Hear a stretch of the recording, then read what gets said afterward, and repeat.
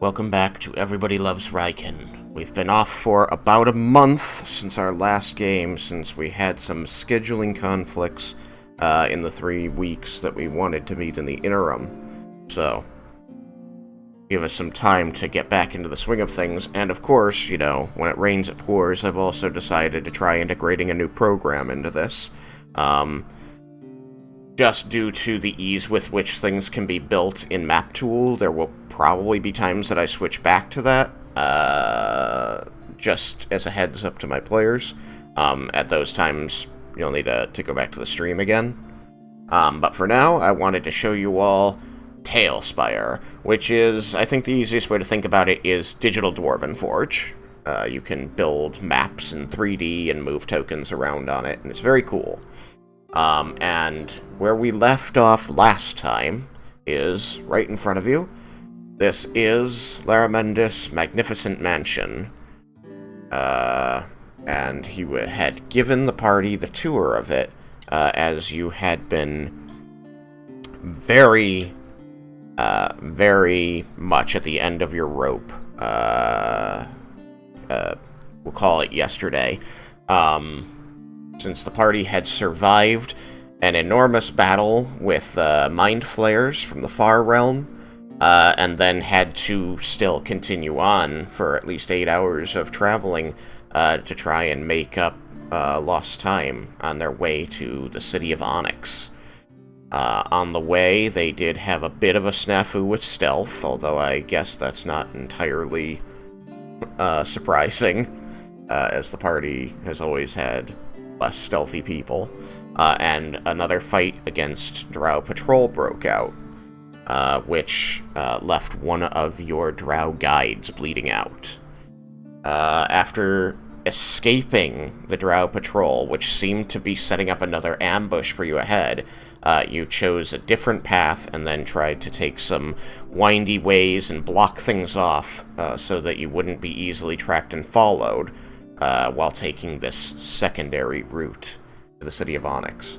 And once you had pushed yourselves to your absolute limit, Laramendis told you that if you could find a little nook to put the entrance in, he could safely create the magnificent mansion. And there it was, a two-building estate, where one building is in its entirety a library, and the other is living quarters. It is stocked with 100 unseen servants, which some of you have taken to naming, and, well, let's just get right into it. You are now preparing to take your long rest. People are bathing, claiming different rooms for themselves.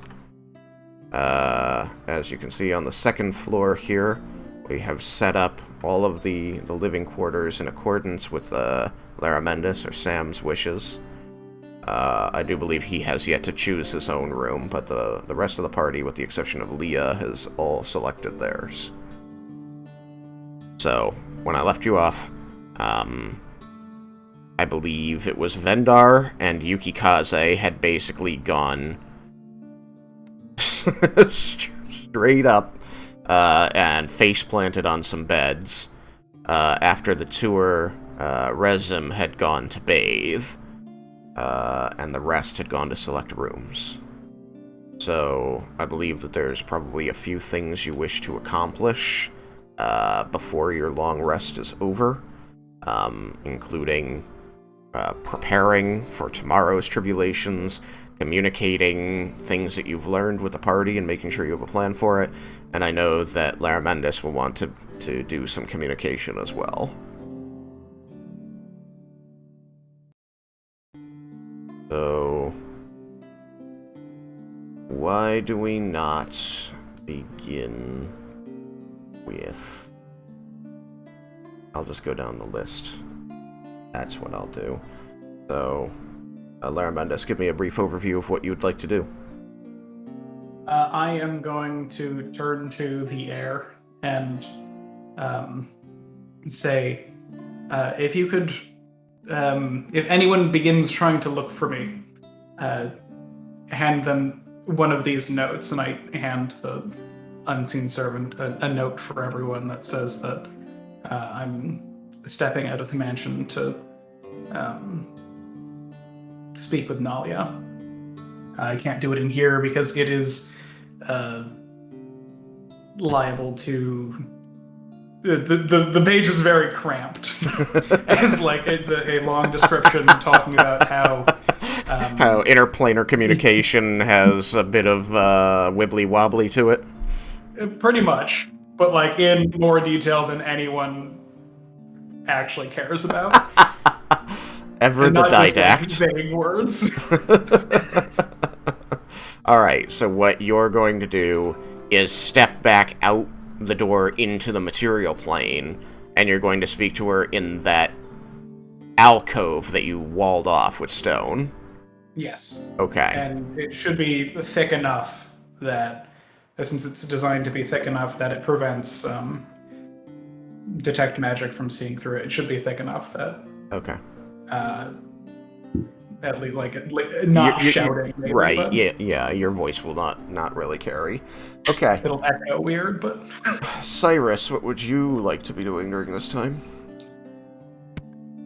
I would be kind of wanting to try and clean myself up a bit, as the battle did not go particularly well for myself, but I would also be wanting to talk to Durrell and perhaps find out when flight training might begin.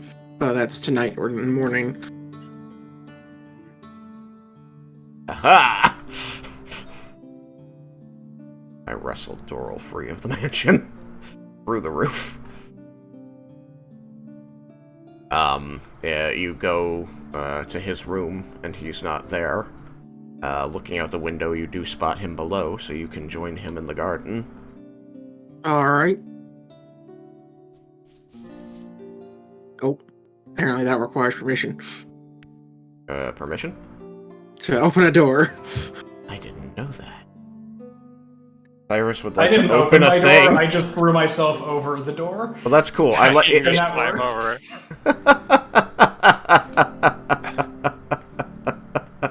The neat thing that I've just learned about the program is that it does, it pops up on my screen saying somebody wants to interact with something and I have to allow or disallow it.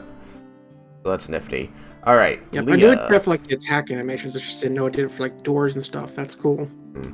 Leah, what would you like to be doing as the evening wears on before you go to sleep? Well, first I summoned my summoned Lorelei. That was where we ended last time. Right.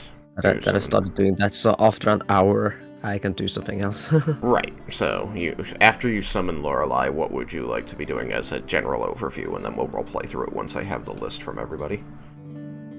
Oh, okay.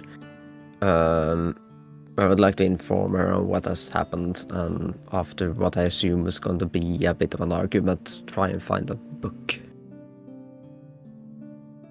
Try and find a book, you said? Yeah, I'm in the library, so why Yep. not? I want to see if Laramendes has collected any books on protections and talismans and stuff like that. Things to protect one's mind from intruders. She's getting a bit paranoid. There's a very large section of the library that's just a bunch of abjuration theory. So you'll have to search through that. There are so many doors. Okay. So you will talk to her. That'll be a fun discussion, and then there will be book perusing. Yeah. Alright, Vendar. You said Resin was bathing? Yes. Where? Oh, would you like to go find out? Well, I'll ask Fredward because I have something I want to tell Laramendes, and I assume he'll hand me the note. And I'll be He'll like, hand you the "Alright, note. I'll It come has later." this very lengthy explanation of what he's doing. Alright, I'll read the first sentence, and then I'll be like, alright, I'll talk to him later. It doesn't actually say that I'm stepping out of the mansion until like 3/4 of the way down the thing. You explained what we were doing first, and then said where you were going. What an asshole! Alright, well, yeah, I'll start to read the explanation, then I'll be like, all right, well, never mind. It starts off Like with like Dr. the first word on his list is because. It's like Doctor Strange. Like, you gotta read through everything so you know the warnings. Why do the warnings come after the spells? And then, yeah, I'll go look for Resum, because I also am dirty and would like to shower. Or, you know, Okay. bathe. Yep. Or Alright. I'll ask Fredward to point me to the... Yep. He's definitely able to point you there. So we'll circle back on that in a minute. Yukikaze, what would you like to be doing? And I'm aware that you'll probably have more actions after you complete that, but your next most important one is what I'm interested in. Alright, Yukikaze, are you just passed out? No, I would have taken the time, since I know we're in a safe location, to take off all my armor Nice. and, like, be completely relaxed and hope that the bed, And or naked. even imagine the bed is, like, the softest thing ever. And then pass out. I It's will the be- perfect level of plush. Yeah. Alright. It It's is impressive. so like sleeping in a comfortable. cloud. Yukikaze, you'll just, if anyone probably wouldn't see Yukikaze, he'd be sitting there gently rubbing his hands on it, like slowly worming his way onto it, and then caressing his bed as he gets into it, and then passing it. Alright, well, the best I can do is make your token stand on the bed. Unfortunately, they don't have, like, lay down or anything yet. You But maybe could right someday. click. You could right click tokens and attack them. Yes, you can. Pretty funny. They do a little attacky animation and wobble. It's a really neat program. I think that one of my favorite things is the lighting, like just the torches and stuff, the way they do them. Everything generates light as it should. Yeah. Okay, so right, Jebel. Sorry, I was going down the list in the program, so I apologize. I kind of forgot you. And yes, right. Did we have a short rest on the way to here? No. We took a short rest right after the fight with... Yes. That's correct. I wish I could see the name of the players when I hover over them or something. So that's why I have wall check. Okay. You can. I imagine, yeah, Jebel would want to get cleaned up before heading to bed. Okay. So you would also be looking for the place to bathe? Yeah. Okay. Any other majorly important things, or is that just like... Is that the first thing to be completed before anything else? I'd say so. I can't think of anything else. Alright, that's fair. Raiken. Raiken will put the armor back into necklace form. Mm-hmm. And he doesn't have any pressing matters or anything, so he's probably also just gonna chill out in his room and relax a bit. Okay.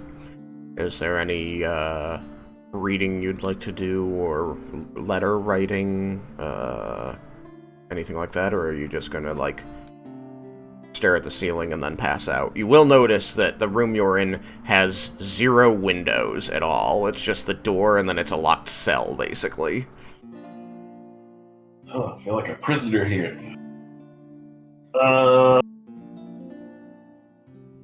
He'll probably just maybe clean and his battle axe, since it's not magical, so I feel like he would have to do that. Okay. So then, Armendus, I do believe that I'm going to have to take you away to have that conversation, so give us a few minutes, boys. To the closet! Alright, so you head out of the demi-plane, back into the material plane. The first thing that you notice is that it is pitch black here, with the exception of the ash providing light. Mm-hmm.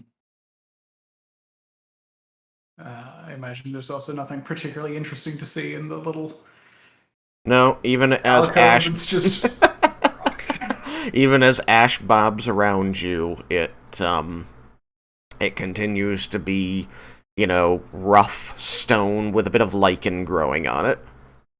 And then the one very smooth wall. Okay. I do not have any sendings or any third level spells that I can cast sending with. Mm-hmm.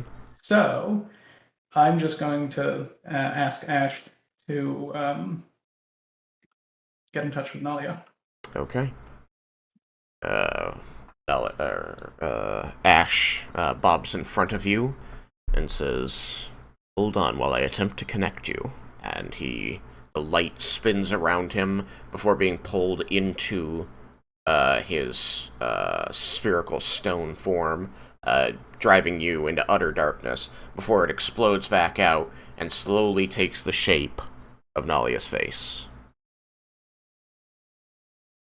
I'm sorry for contacting you without ascending. I hope that it is a decent time for you, or at least that you can make a short amount of time to speak. The image that you see, it looks like she might be prone, as her face appears sideways before you, and she seems to be blinking heavily at you. She says, "No, it's fine. It's good to hear from you."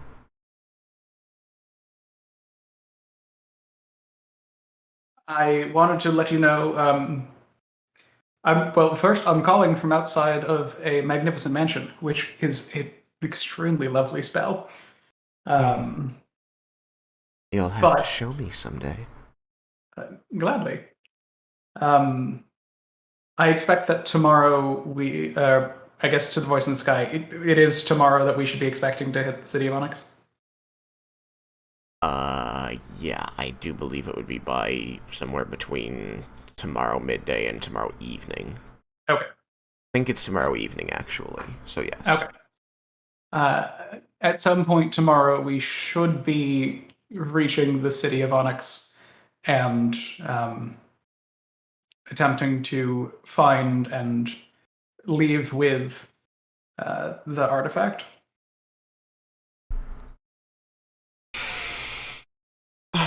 Today was one of the most exhausting days I have had in quite some time. And I don't believe that the full extent of it can be discussed properly through the limited means that we have now, unfortunately. But I look forward to being able to see you again and talk more thoroughly. Well, I should say it is a good morning to wake up to your face, but do tell me at least the broad strokes. You've got me a bit worried. You said you had no more spells with which to use sending? My last third level spell slot needs to be used to recharge a counter spell for Jebel in his spell storing staff. We had a few encounters with some of Loth's minions and a larger encounter with some aberrations. I've told you to avoid the aberrations in the past there. What kind were they? There were some illithids and an elderbrain, and some very kind floofs. They led us to the illithids. I suppose they weren't that kind. I hope you're taking good notes on these things, because not many people have seen them. I admit, I barely know what you're talking about.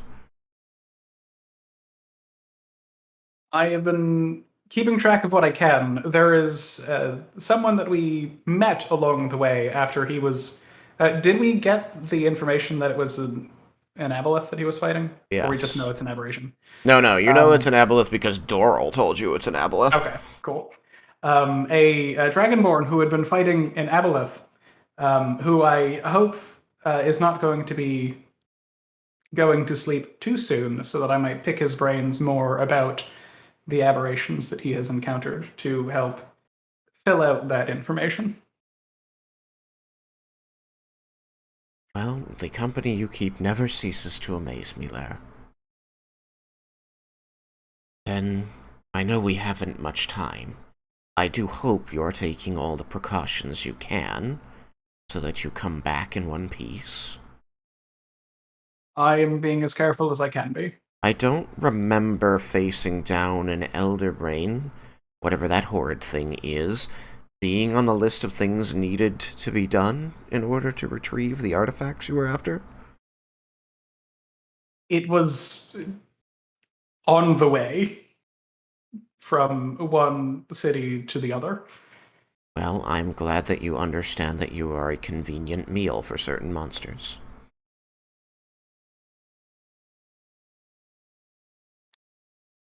I wasn't the meal. Leah did need to have a wish cast upon her, but she's fine now. A wish? Yes, she. And who cast wish?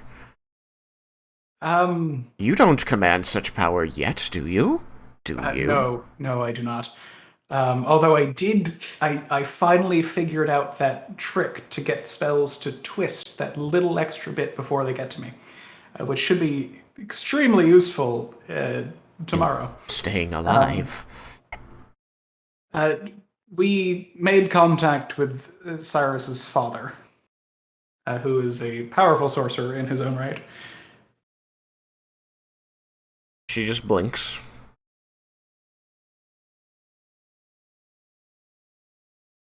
Very powerful.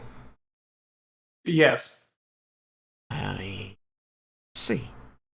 All right. Well, he must be in poor state now. He is going to be glad for the rest in the mansion as opposed to in the Underdark, I believe. And I think that for the coming few days, he might also be taking things as easy as possible. Unfortunately, at that moment, the connection is severed as your time expires.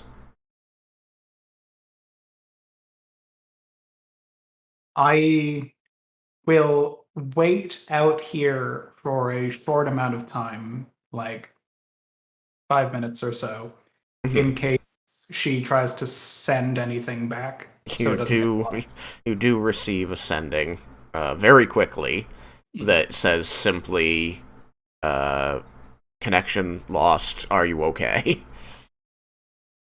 Let's see.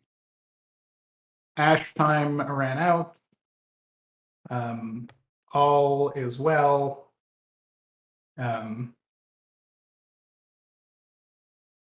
Looking forward to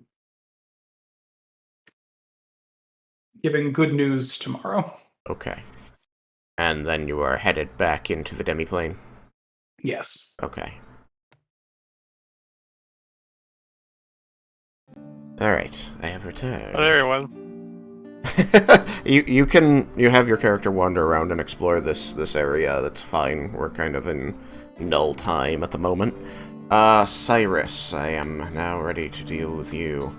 You Alright. come down to the garden and find Doral seated upon the bench.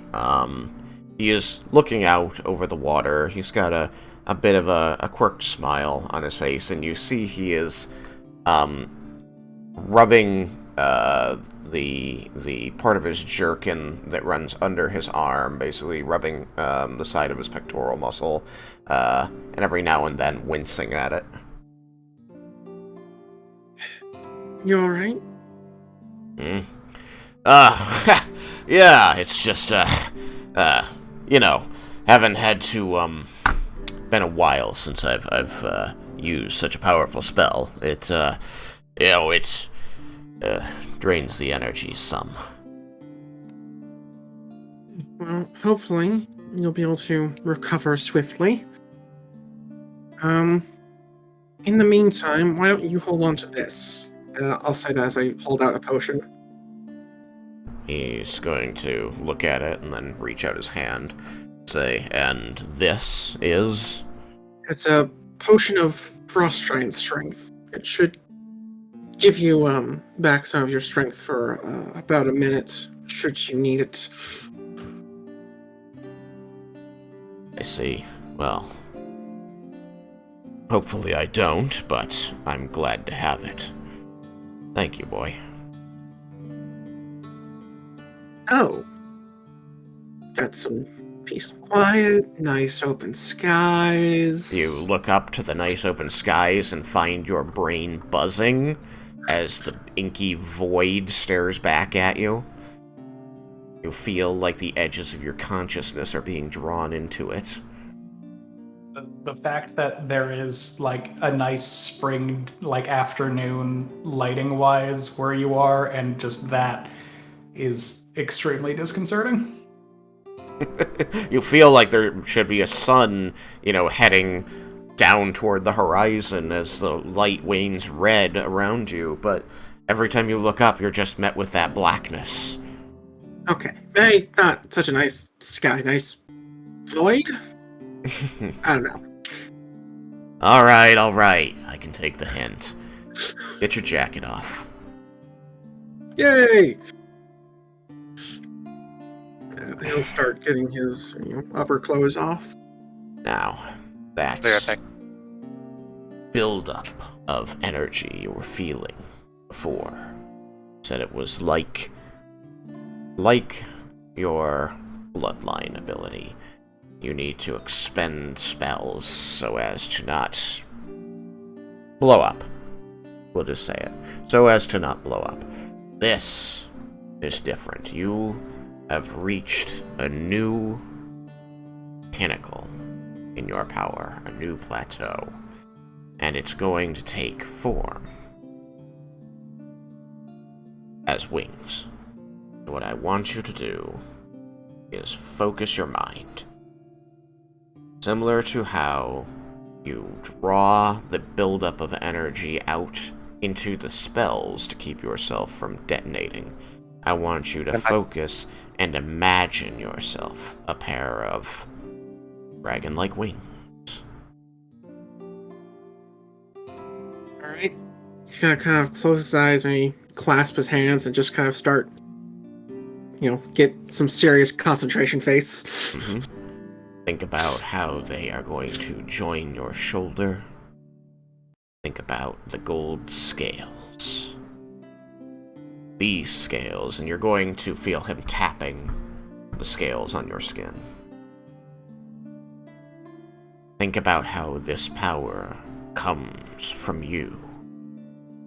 I want you to imagine yourself pushing it out, like pushing a boulder across the ground. Alright. Concentration face is now joined with significant grunting. You are not certain with your eyes closed, and all your senses is basically just the feel of this energy and imagining it in your mind and trying to give it the shape, will it into this shape, and also follow his instructions. Feel like you're pushing something. You do feel yourself exerted in this way. Your concentration and grunting is being caused by the effort you're exerting mentally. And you hear him, as his voice seems to get a bit further and further away sounding, saying, "Yes, that's it, a little bit more." And you seem to lose him entirely as you, for a moment, you feel like you've gone deaf to the world around you, and you just imagine in your mind's eye these dragon wings expanding behind you and carrying you heights into the sky. And you see them in a more real way than you've ever thought before dreams, hopes, imaginings. This feels real, and slowly you begin to hear your father again. You hear him laughing, saying, "Ha! Yes! Yes, that's it! Good!"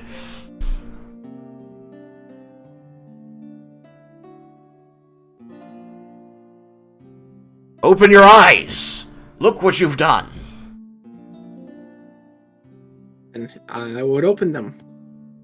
And as you open them, you find that he is standing before you, between you and the water, with a very large smile on his face, and you are no longer touching the ground, and you have large gold dragon wings holding you aloft. Sweet.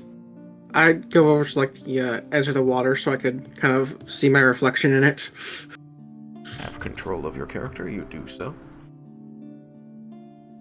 This is your power, boy. No one else's.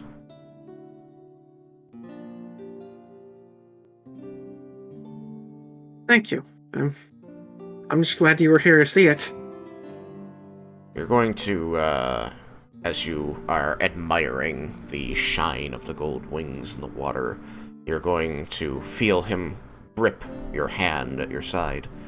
And as you turn, you see he's looking up at you, and he's got a very serious expression on his face. And he says, "It's your power. Make sure no one takes it from you." I certainly have no intention of letting them. Those cultists are still out there. Still hunting for people like you.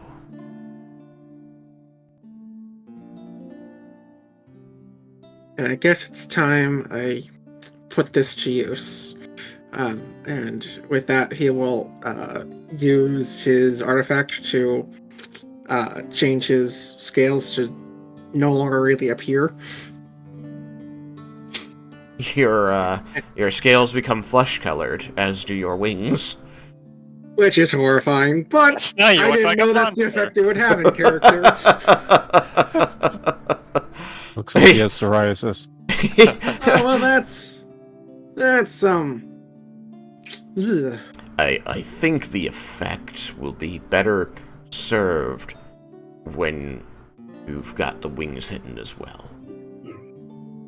I can do that? Am I wrong, or...? No, you're Okay, right. okay. Yeah, alright, I just wanted to make sure. Yeah, alright, so, obviously you don't want to be constantly broadcasting that you're a powerful sorcerer, or draconic-blooded, going around polite society, you know, humanoids with wings such as this would probably earn you a poor reputation. So when you find yourself in those places, you must focus your mind and imagine pulling that power back into yourself. Imagine folding the wings and then folding them again. I return to my concentration face. You find that this imagery is given you is far less helpful, and it takes some real focus before you begin to feel the power being drawn back into yourself, and you begin to understand what you think he meant, even though he conveyed it poorly. Alright. I imagine he just kind of ends up coming up with his, like, I end up coming up with my own imagery. You do. You find something that works, whatever you see fit. And you suddenly find that your feet strike the ground unexpectedly and you fall on your butt. Oof. He reaches a hand down and says, "There you go." Well, note to self. Land, then remove wings. It's definitely a good rule of thumb. You should practice growing them and removing them a bit before taking some time to fly around here, I think. All right. I'm going to dip my feet in the water while you do that.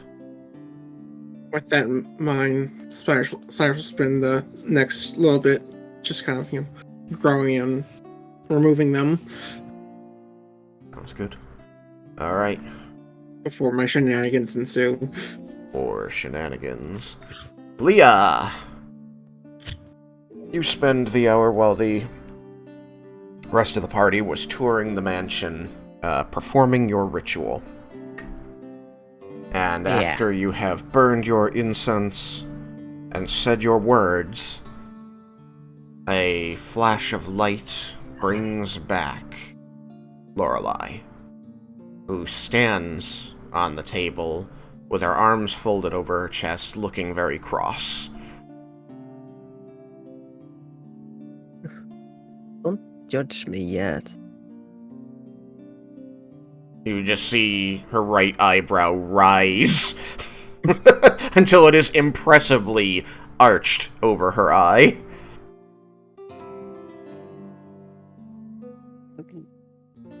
What was I supposed to do? We were in fights. You were squishy.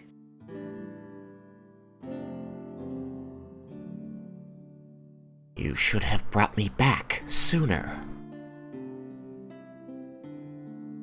Can you tell home the time in this world?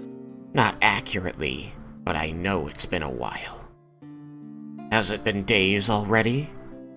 Not that long. Then? A little less than a day, I think. But, And what We're- transpired? well, we're currently in Larmendis' weird mansion thing that he creates out of thin air. She's going to... You'll see her eyes track around, and she kind of turns her head slightly to the sides and kind of takes in just the area in front of her very quickly. And then she's going to flutter up onto your shoulder, and she's going to begin... You'll feel her putting her tiny hands against the side of your face. And you'll feel her walk across your shoulders and do the same on the other side. She says, "You don't appear to be dead." No. But for a while I didn't have a brain. She's going to stop. And you just feel her go very still. Says, "I hope that's some new form of jest that I'm not familiar with." Right now, you remember when they proved we were fighting? We're fighting aberrations. Yes. Well, there were these brain things, intellect devours, I think they were called. They apparently eat your brain, and they got me. And then they controlled me, made me do things. I don't really remember that. How were you Detail, restored? at least. I was lucky. We have I always forget his name. I'm so bad at names. Doral. I was lucky we have Doral. He's powerful and managed to bring me back. Well, bring my brain back. But he took a toll on him. He's very weak now, and I feel sorry about it. I will not be able to keep this from Zintharamil. I understand that, but know that it's in the heat of battle. It's hard to keep track of these things. The thing came too close, and you can't defend yourself. At one moment, I saw the brain devourer in front of me. The next moment, I was on the ground with Doral over me, and the entire battle was over. You're going to hear her let out a long breath and a sigh, and you're going to feel this pressure against your left cheek, and from very close to your ear, you're going to hear, "Are you okay?" I don't know. Ever since I was brought back, I felt shaky, and uneasy, tense. And I've been having these visions, flashes or images of stars and weird, abstract colors. I think I might be seeing their home. There. The aberration's home. The illithid. They're Not familiar with the word, but I do know from facing them that they're dangerous. very dangerous. And I don't think they have any good plans. We dealt with the ones we fought, but there will always be others. I do not want to fight them again.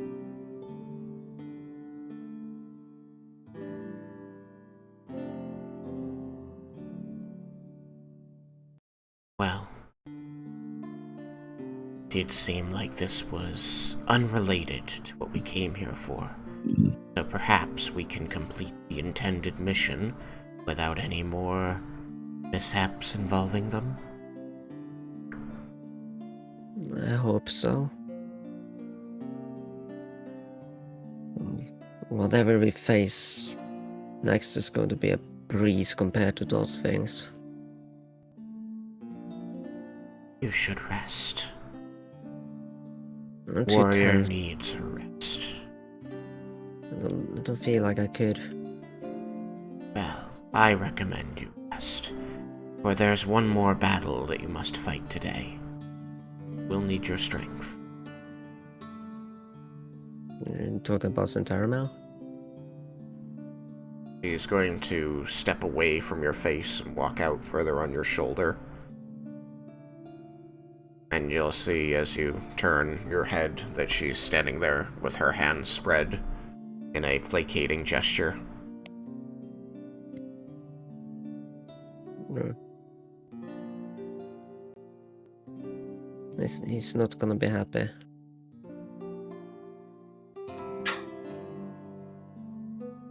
He has a great deal of responsibility now, and he feels an overwhelming need to protect you. This will not please him. What to suggest to tell him? I mean,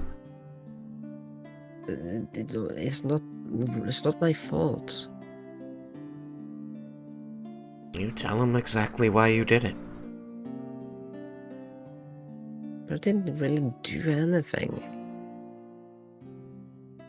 I didn't get a chance to do anything. I don't even think I attacked anyone before he got me.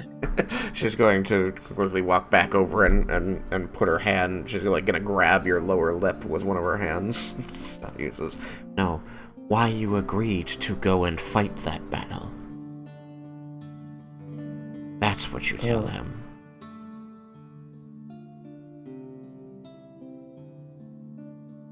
Your reasons were still in line with his.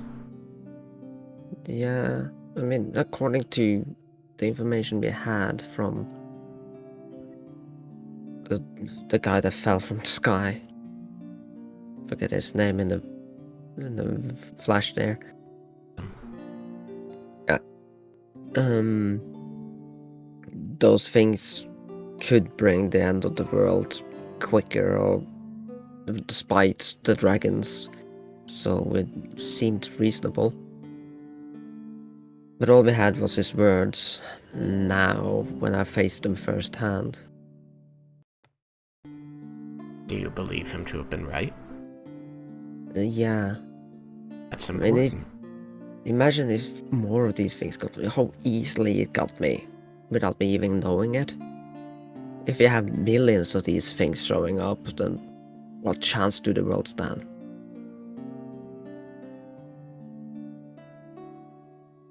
It's scary. It is. And that is the life of a warrior, to be constantly worried about the next thing that you will have to face, the next thing that you will need to protect your way of life from. But perhaps it will be a comfort, as it is for me, to remember that the world and your way of life is always in danger. That doesn't mean that you cannot live it. There's always something imperiling something else. And sometimes things change. Other times, people like you stop them from changing. And that can be good. You're not the only one fighting this battle, Leah. I fight this battle. Zentharmil fights this battle. This Dragonborn, Rezim, he was fighting this battle, these creatures, long before you ever knew about them. Yeah. I mean, we encountered a brain devour, like intellect devourers before, but they didn't get the chance to get to us then. I don't know, maybe the big brain made them stronger? Possibly. I never saw the big brain. They dealt with that when I was a crab.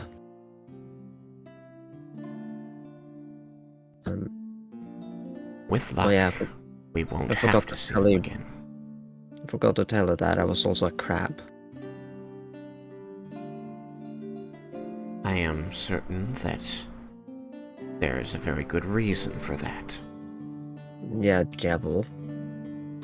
He polymorph people if he wants to keep them safe, and they turned.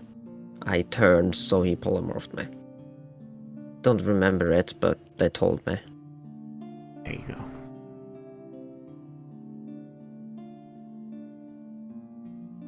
He did the same with Cyrus. He was a frog.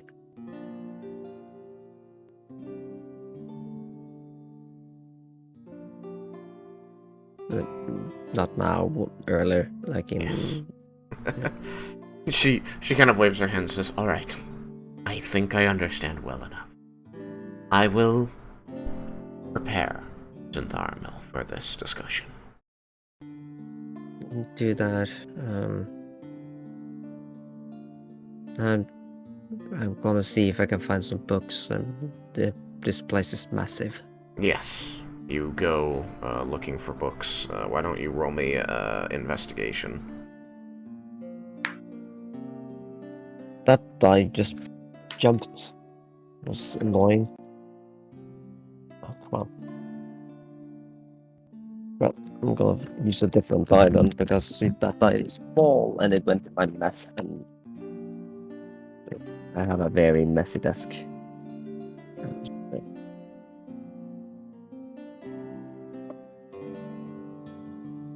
Oh, that was a nice roll. Let's see, investigation. Oh, it's on the +1, so 20. Okay. Yeah. You do find the section on abjuration for self-defense, and you find that there are plethora of books there to peruse. So you pull down like 5 of them and begin going through them. You find that they are discussions of the efficacy of different abjuration spells against different types of effects, that they are anecdotes of the use, both successfully and unsuccessfully, against certain effects. It's a lot to go through, so it's going to take you a while, but there is a good deal of information here.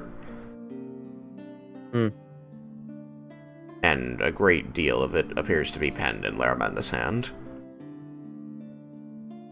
And yeah. Welcome to university. I assume also his words. She struggles enough to understand him when he speaks, so she's probably gonna have to read through a lot of these sentences multiple times. Yes. Alright. And if it's too difficult to just like move several pages forward and see if it's just as difficult before tossing that book away. Alright, Vendar. Yes, He's gone. I'm downstairs. Oh, okay. You go looking for Rezim. I imagine that you first start wandering around the mansion before finally deciding to ask one of the unseen servants. Sure. I get bored of looking and I plop on the seat and I was like, alright, where do I go to bathe? As you say this to nothing in particular, a ghostly image of a humanoid appears beside you and points in the direction back toward the staircase. Alright. And it begins Back leading the way as upstairs. you stand up.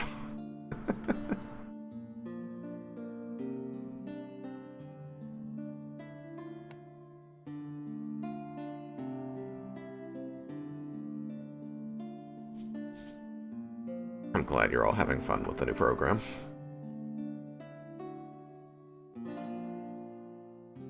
As the unseen servant deposits you in front of this door, it does open, and a very wet-looking dragonborn, as you can see water cascading over all of the surfaces behind him, steps up like with a piece of linen, like just brushing his water from his scales.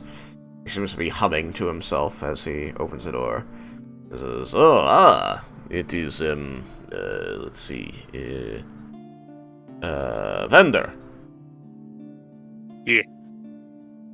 Well, Beth is free, as you say. Thank you. I'm quite dirty after that fight.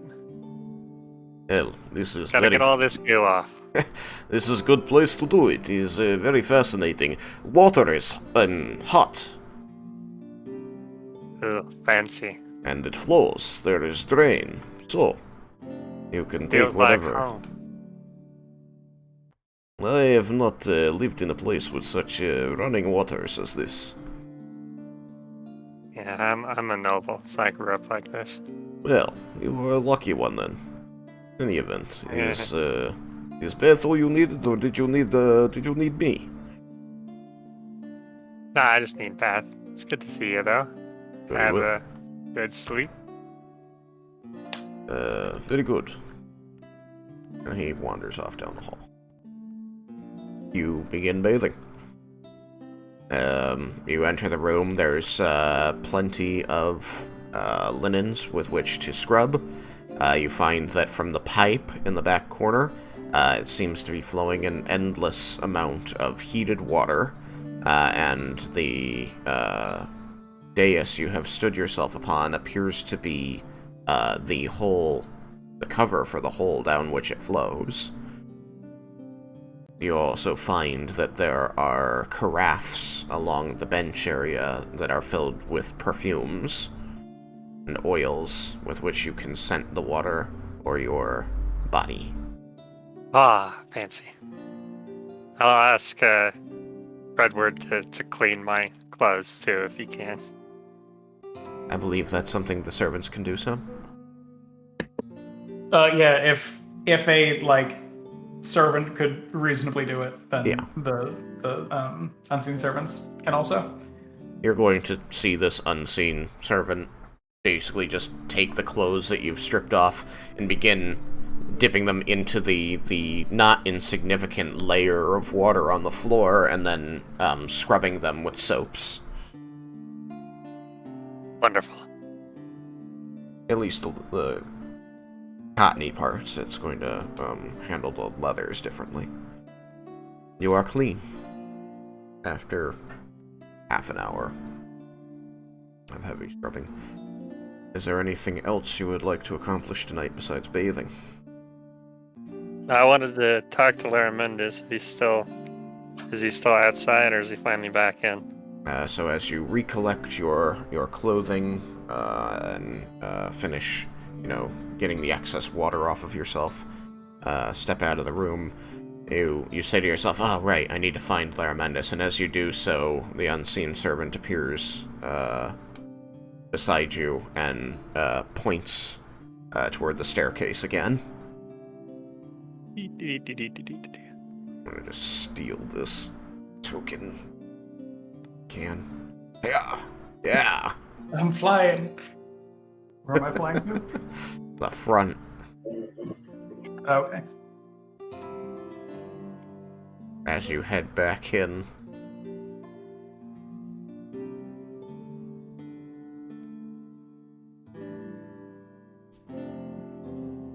Interesting. Ah, there you are. Did you need me for something? Yeah, I just wanted to mention. What was the name? What are the names of the drow? Irin and can't remember. Thala. Alright, and which one was it that was praying? Thala, because Irin was down. I just wanted to mention, I don't know if it's a big deal, but during that ambush, I already forgot the names. Irin Irin. and Thala. Irin went down. He got hit by some of the enemy drow. I was able to save him with a potion, but Thala was praying to Loaf when I found them. So Is surprising a bit. that's what I thought.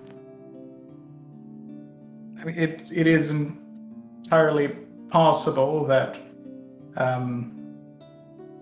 it's just because after years and years of conditioning under Lolth, that an immediate response for something like that would be to call out to her in a time of crisis. That was what I thought too, but I wanted to let you know that maybe we should keep an eye on him just in case. Do you think we should go and speak with him? I don't know if that's necessary. If that's not the case, then I would be concerned going to the city with him. Yeah, I guess we could talk to him. I wanted to let you know to see what your input was because I didn't know if it was something that we should talk to him about or just ignore. I think that given the danger in our current mission, it's probably best to be sure.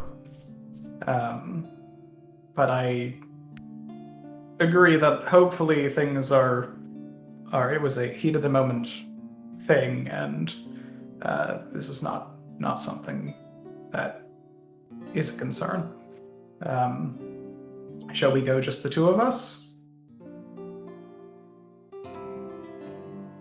We could. Up to you if you want to. We should inform the rest of the group. I don't think bringing everyone is necessarily a good idea. That seems fairly threatening. Yeah, we can talk to him, just the two of us.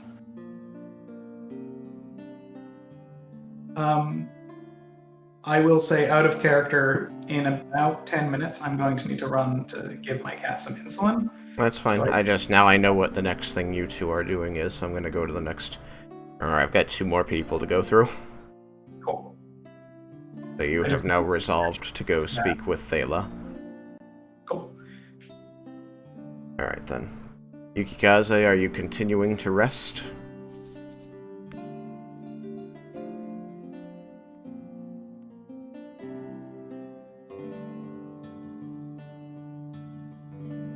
Yukikaze? How much time has passed? Still night though, right? Or I mean, yeah, it's not, like, morning at all. About, like, an hour and a half has gone by. Oh no, Since and then you else got resting. dressed. Are you Yeah. just resting? Yeah, I was pretty beat, and there's nothing pressing that I know I wanted to take care of. So yeah, Okay. I will. No one has come to Not feel get you more- or anything. Like, there hasn't... The only thing you might have noticed, would have been, like, the whoops and cries out your window of the, halfling. And the laughter of his father. Yeah, gotcha. Yeah, I've noticed that nothing has interacted with me, but yeah, nothing that I feel the need to take care of. Okay. Making sure. So, I believe next was Jebel.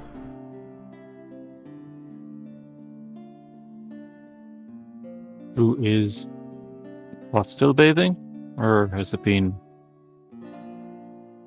So, when we jump back with you, you do find that the bathing room is occupied by Rezum, and then shortly thereafter it becomes occupied by Vendar. But as soon as he leaves, he announces that he's going to go find Laramendis, and then the room is free. okay? So then I use it.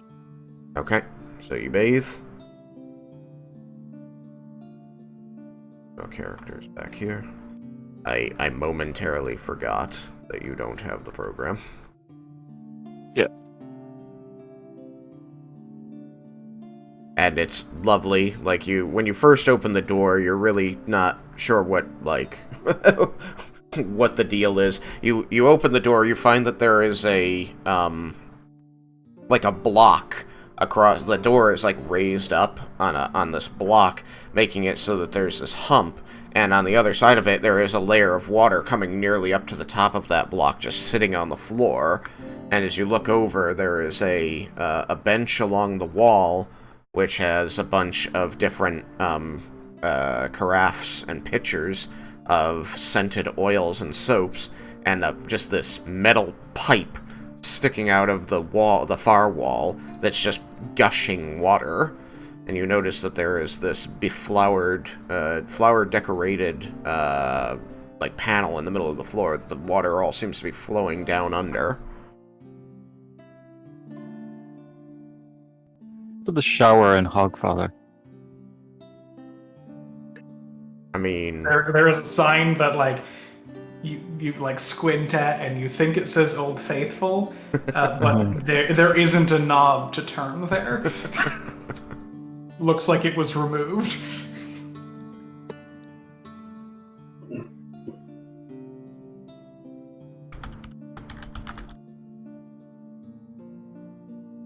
So I'm you, going to... mhm.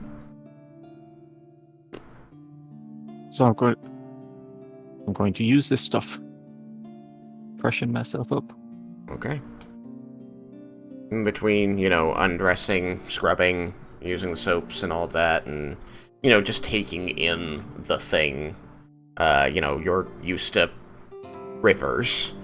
This is like somebody put a river in their house and then heated it, and why the hell would you do that?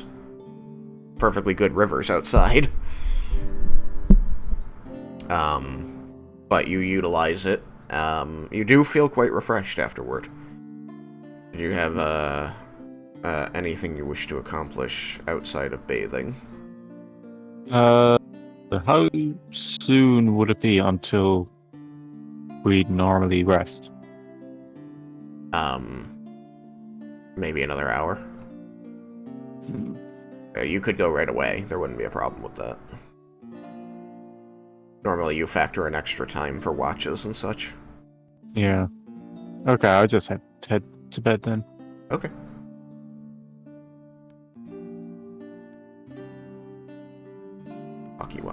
Walkie.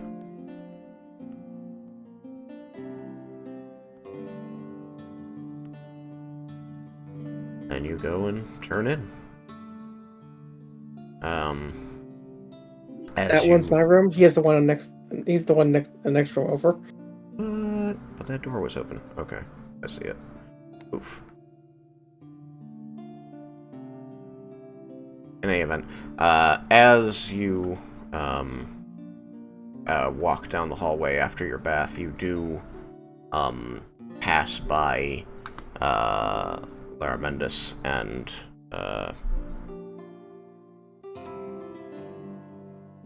Vendar. Goodness gracious, sorry, my brain was just turned off for a second there. Laramendus and Vendar, as they seem to be discussing something quietly outside one of the rooms on the right side of the hall. As I'm passing by the night. Good night. Night. That is a little frustrating that it just decides to stop chopping when I move tokens. Like, oh, you don't need to have this cutaway anymore. It's like, yes, I do. Stop that.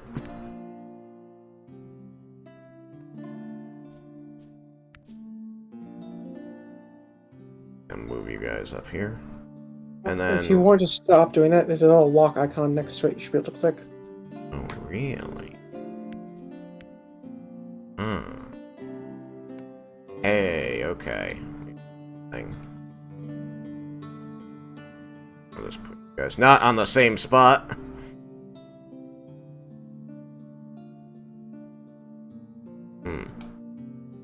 Yeah, don't do that. Have you ever seen the movie Time Cop? Nope. Played the game.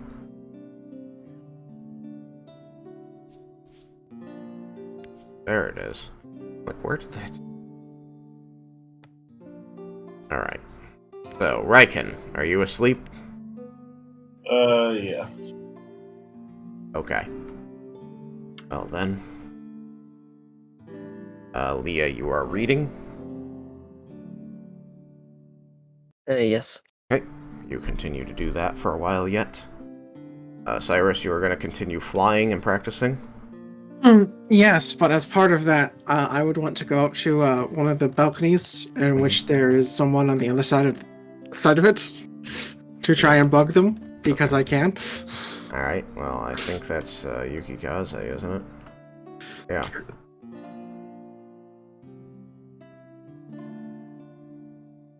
Is there glass or is it just open? Sam? I think there's glass. And I will knock on the glass and try and get his attention. See him just roll over. Buck naked. No. He said he was very comfortable.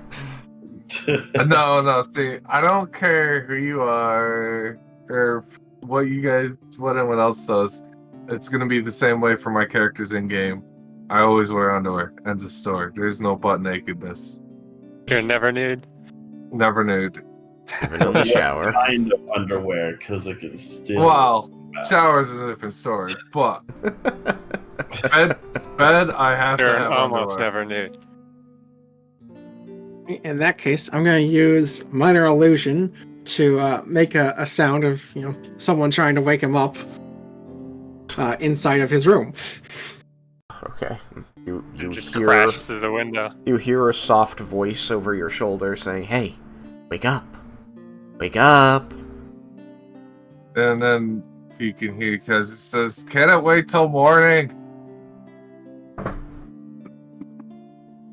Naturally, as I probably just kind of get muffled responses, I'm just going off of visuals, so it just continues, maybe getting louder. Hey, wake up. Look I bury over my head here. under my pillow. I bury my head under my pillow. Or at least my face, because if my horns, I don't want to pierce the pillow with my horns. How far away is Kazay? Like 10 feet. Perfect. That means he's in range of prestidigitation. I start making his bed colder because I can heat or chill non-living objects with prestidigitation. Your covers and the mattress start getting cold. Doesn't bother me too much. Makes sense. Yeah, It probably wouldn't bother you at all. All right. Is he ice? Yeah, he's ice. Yeah. Didn't think about that. He's just more comfortable. He seems totally unaffected by your attempt to bother him. All right, last try. Since I can create a non-magical trinket that would fit the size of my hand, I make as big a pebble as I can and drop it on his head. You can control that it appears inside the room. I think I can make it anywhere within 10 feet, so long as I can see. But I could be wrong. We'll find out if you're right. Let's see. You can create one of the following magical effects within range. You can create a non-magical trinket or an illusion image that can fit in your hand that lasts until the end of your next turn. What's the range? 10 feet. Okay.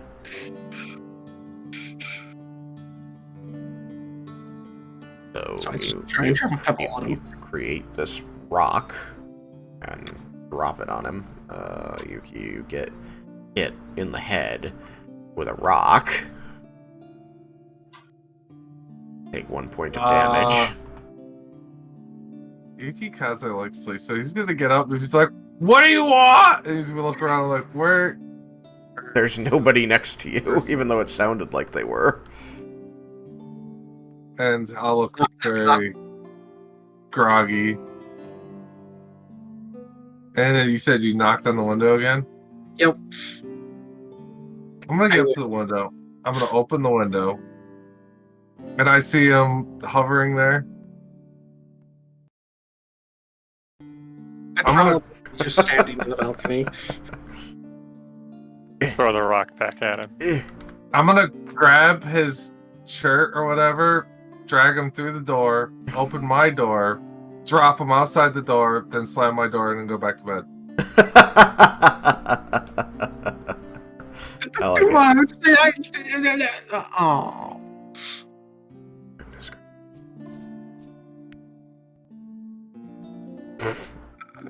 Getting inside is actually rather difficult. I have to do this the hard way.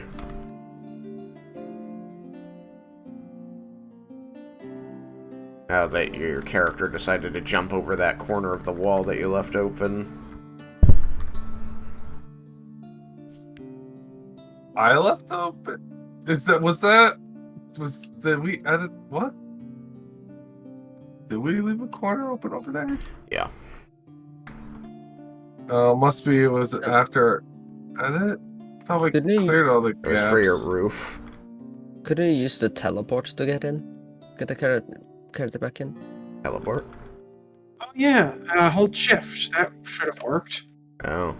I didn't that know was about a that. Oh, walked the long way. Gave the stream a big tour of the whole mansion. Yeah, see, when you walk by us. When you were in the closet, I experienced in the game and checked out all those settings, so I kind of know how some certain things work now. So he pulls your hovering body into the window. you get your wings folded, and he walks you as well. He holds you by your collar of your shirt, opens the door, tosses you on your butt outside, grunts at you, and closes the door. Oh. Okay. Slowly walk away. Maybe try and see if I can try and fly indoors in case that's, different.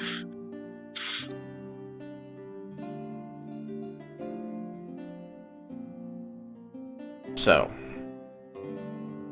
as you try to fly inside, which you can do, you feel like the area feels even smaller than it did when you were walking. Like, it feels tight, even though it's a big hallway. You are aware of your wings, and you see Vendar and Laramendis stood outside this door, and they seem to be talking in hushed voices. In that case, I'll land and probably try and put my wings back since they seem to be up to something.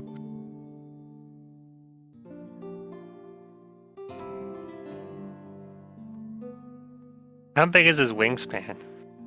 I mean, like, in order to make a body fly, each wing has to be about as big as the body, so, you know, his total wingspan would still be, like, 6 feet, you know? He is small. He is small. But he'd Yep. still have, like, a 6-foot wingspan at least. Yeah. I mean, he's not built like a bird, light like a bird, so they'd probably be a little bigger than that, even. So I would. His creepy, fleshy bat wings. Zeppelins are pretty light, even for their size. I only weigh like 30 pounds. That's surprising. Really? Your equipment weighs more than you do. Absolutely. In any event, as you stand outside this door, you do hear the drow, both voices, as they appear to be talking to each other.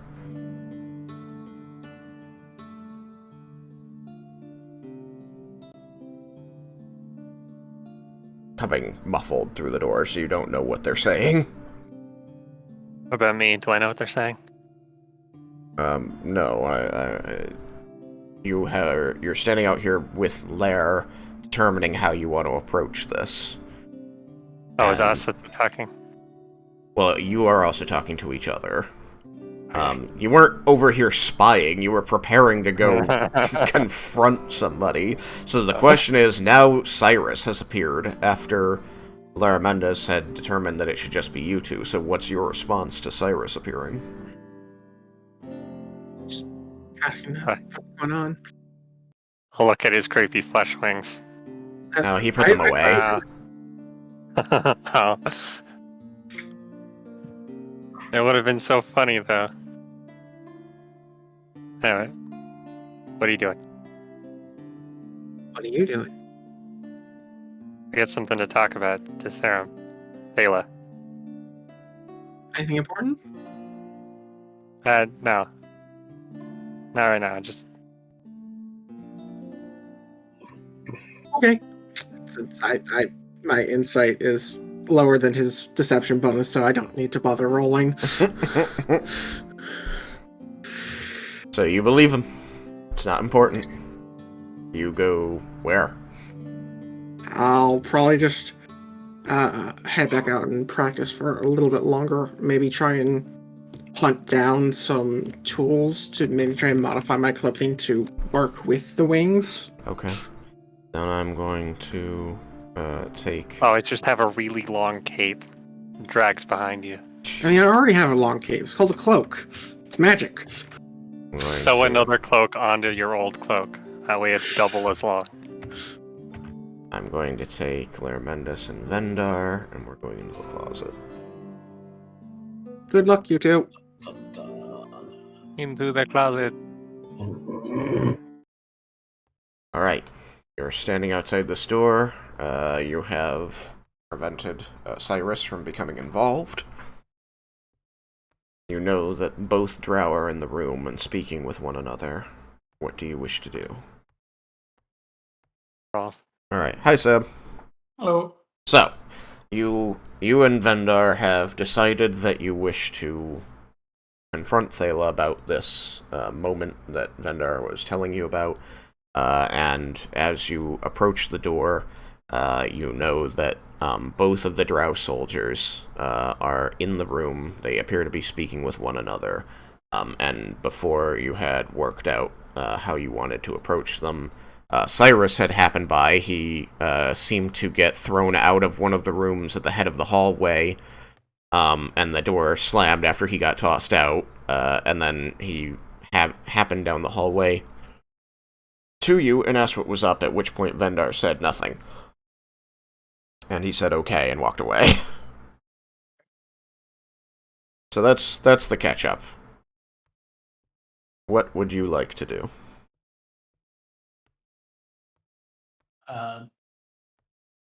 I move to knock at the door, looking at Vendar, Okay. making sure that that's not something he was not wanting me to do. But No, I was just waiting for you. Alright. You have control of your character.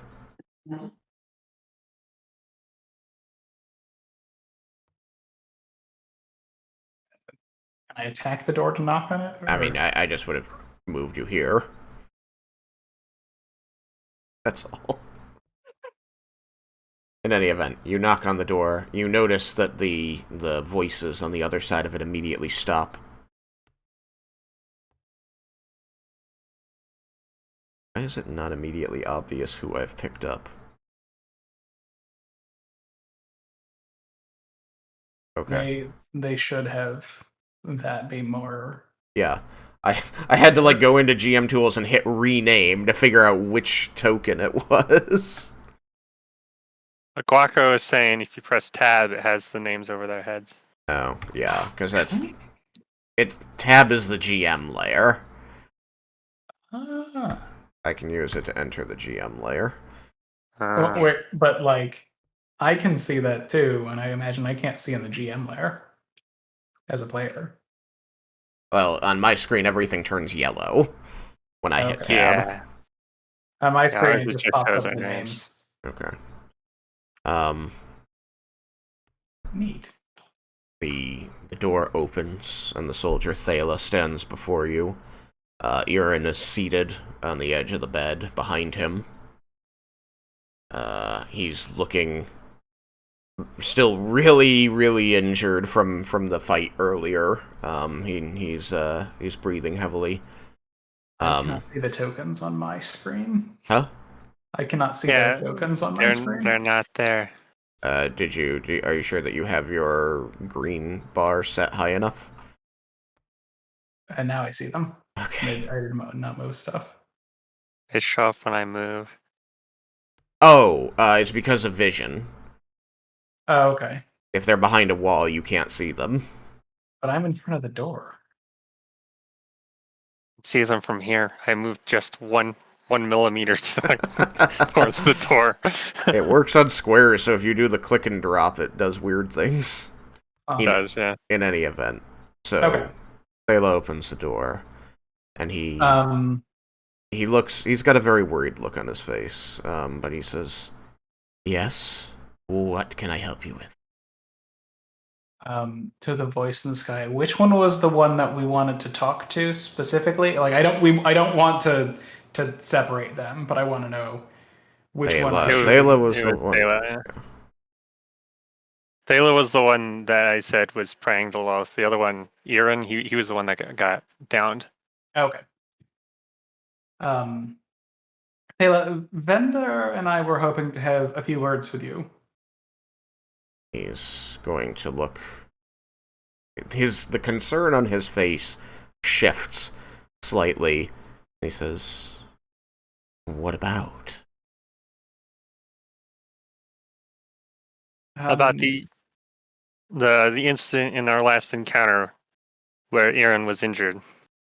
And he's you're going to see his eyes dart sideways toward Irin and say,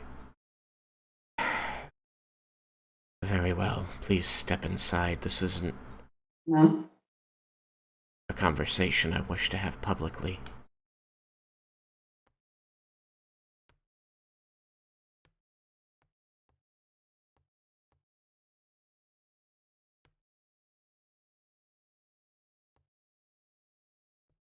He's going to cross the room back over to Irin, who's going to reach out a hand. He's going to grasp it and kneel down, and you're going to see them exchange a long look. Where he says, "Irin was dying, and I didn't have a way to help him. I believe I've already thanked you for the use of your potion."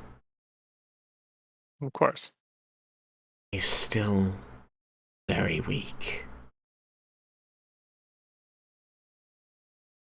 Could be he just needs rest. Could be a lingering poison. I don't know yet. The drow of the other cities, they sometimes fight wickedly." I can detect poisons if you would be okay with me performing that ritual. And if it is, we can speak with Raiken and get him to neutralize it.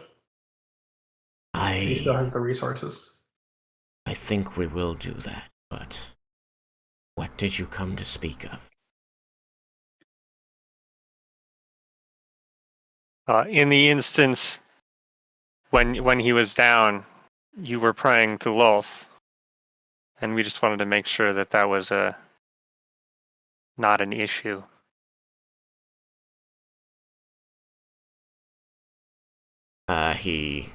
You see him close his eyes and nod, and Aaron puts his other hand over the ones that they've clasped together.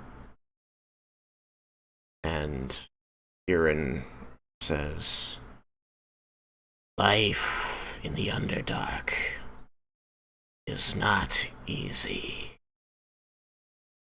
as I'm sure you have begun to understand." And even when things seem straightforward, follow Lolth's commands. It is not always simple for everyone.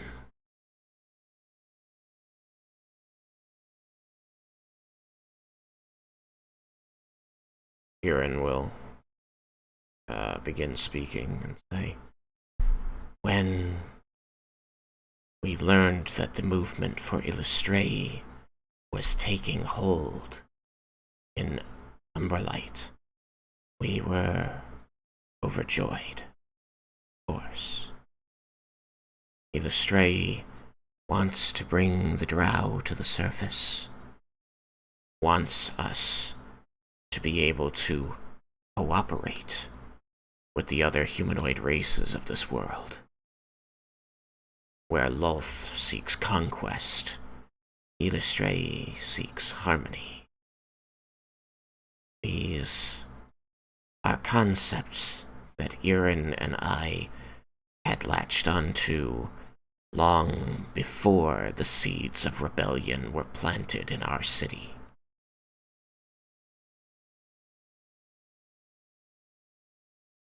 I was not always infantry. And you see that he struggles with his words, and Aaron gives what comfort he can. When I was born, and until very recently, by our standards, I was placed in the ministry of Lolth.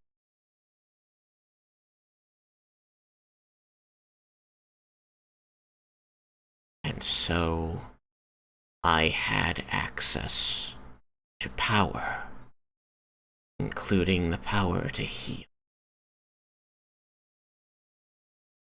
Until recently.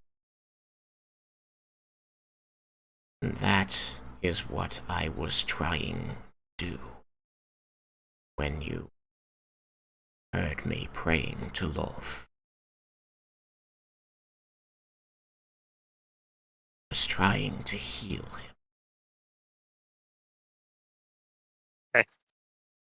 That's no problem. We just wanted to make sure it was not something dastardly. I would Or like you to were just trying insight. to. What would you say? I said I would like to insight. Okay. That's a good idea. I'll insight too. Oh, sweet. And I'm I'm trained not good in at that. thinking of that. I got a 23.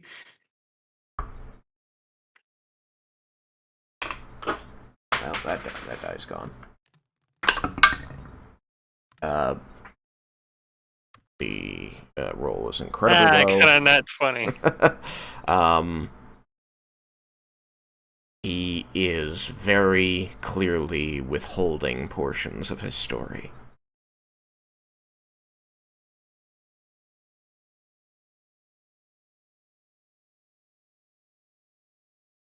But seems to be convinced of the veracity of that which he has said. But you can tell by the language he's using that he is attempting not to say certain things.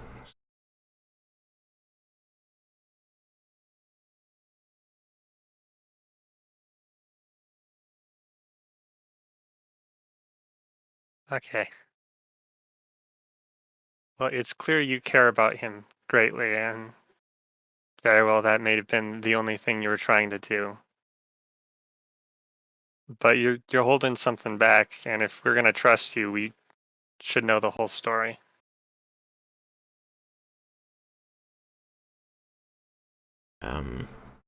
You're going to see the grip between their hands tighten.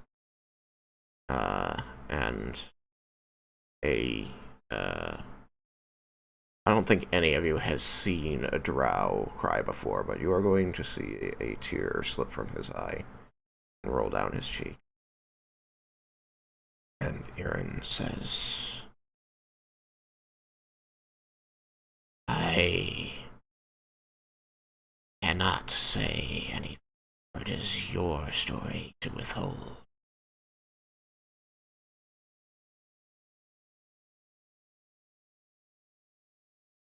Aaron, Thela, catches breath. Say finally,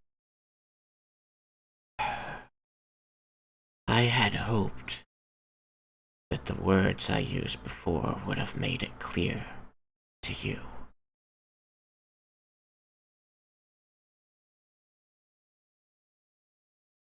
But I am going to answer this as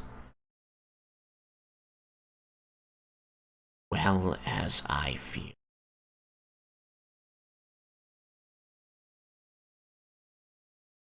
When you are born in Drow society, the males become soldiers, and the females become priestesses. They command power and the favor of love.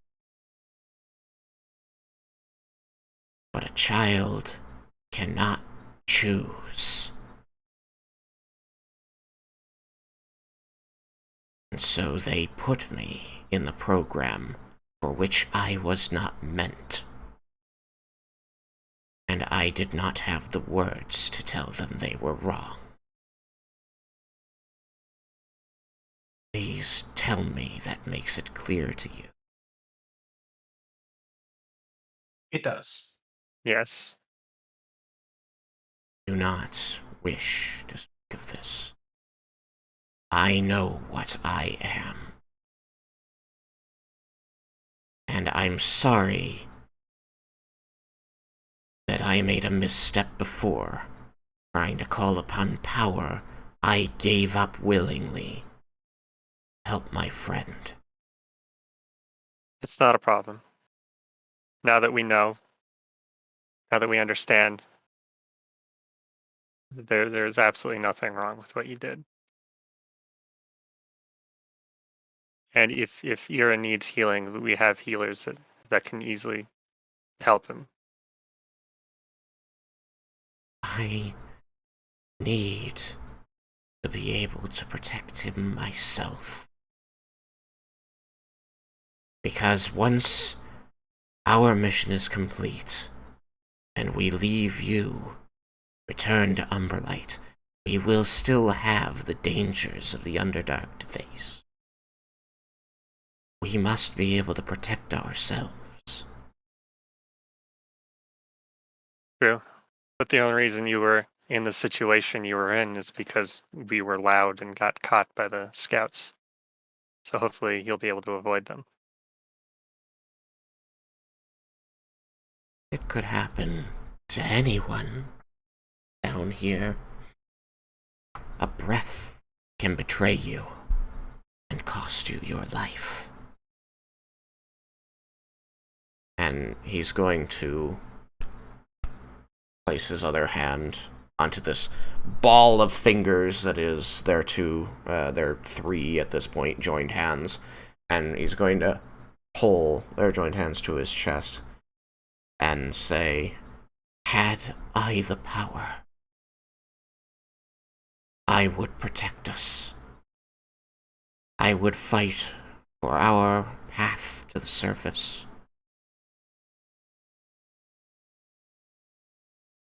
I would make a life for us.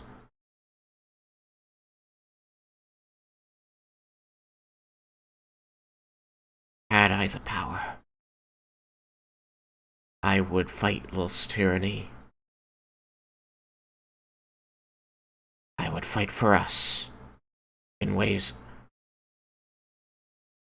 all the times I couldn't before.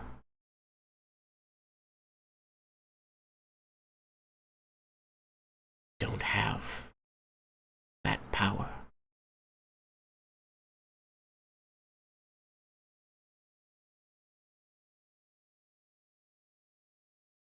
Aaron's going to free one of his hands and pull himself to his feet to embrace Thela as he says, "I know you would, and you're more than capable.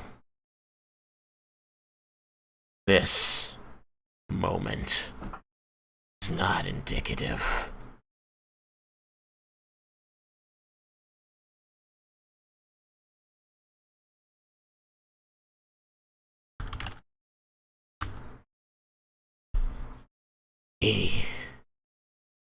We will continue to fight. But first, let's rest. Let's rest for today." And he's going to release Thela and fall back onto the bed as Thela stands balling his fists and unclenching them for a moment, or pointing at Irin defiantly as, "I swear it. I will fight, protect us.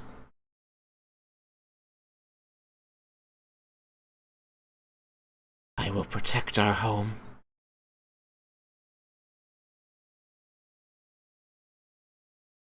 And our way of life. With everything that I am. I won't let anyone take that from me."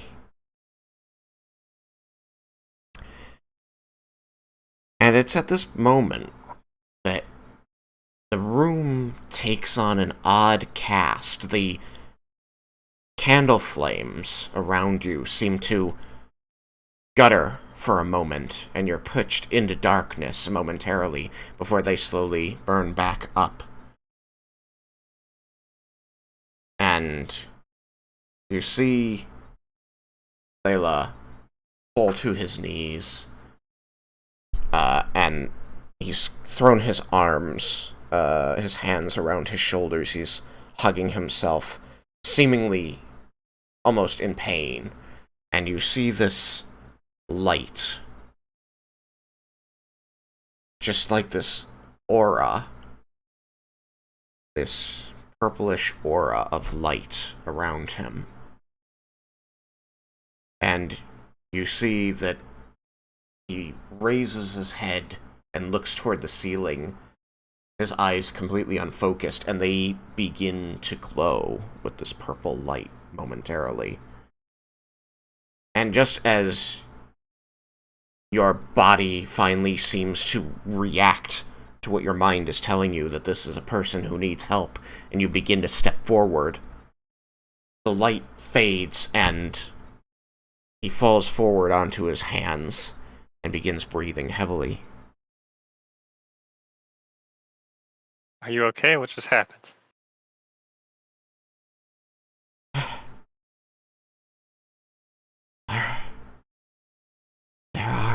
powers in this world.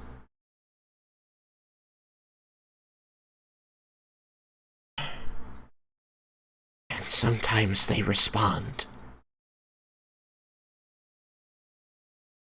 And, Irin kind of leans back onto an elbow. Says, "You made an oath, didn't you?"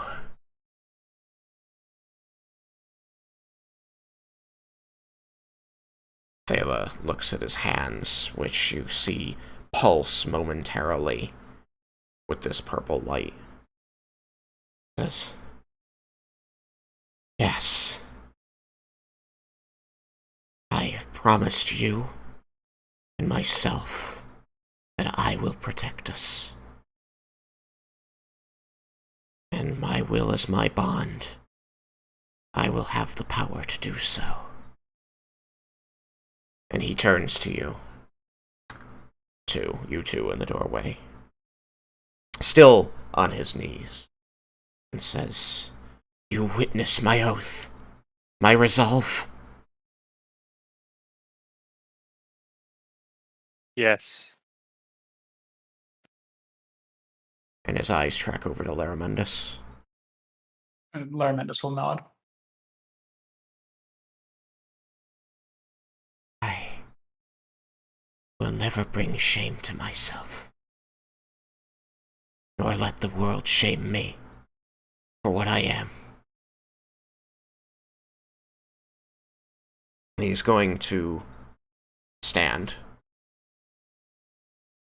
and reach out both hands, pressing them onto Irin's shoulders. And you're once again going to see this purple light. And it's going to travel, starting from his elbows, down into his hands, and pressed into Thalen's chest as he begins to glow as well. And immediately you notice that Irin seems to breathe more easily. Says, "I always had faith in you, Thela." And he takes Thela's hand and says, "In us."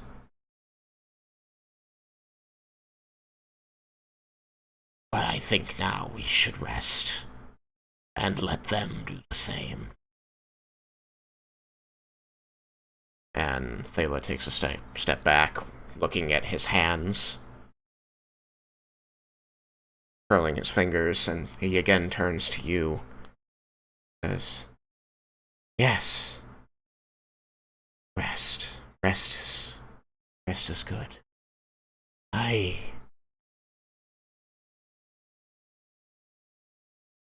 Forgive me if this was..."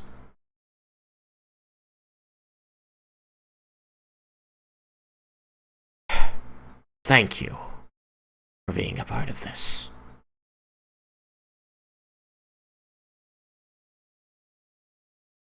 We have had a difficult life. And he says, once again, taking Irin's hand,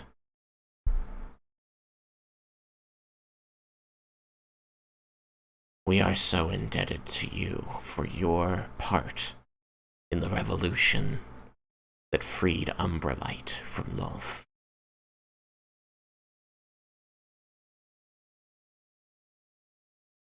Please accept our gratitude." Of course.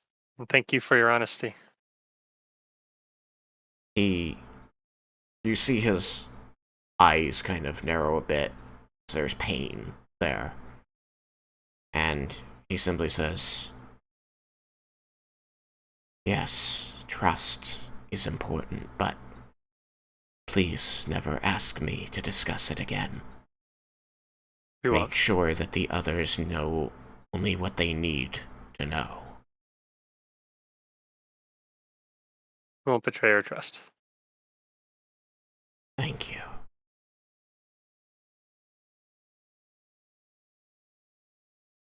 he nods to you.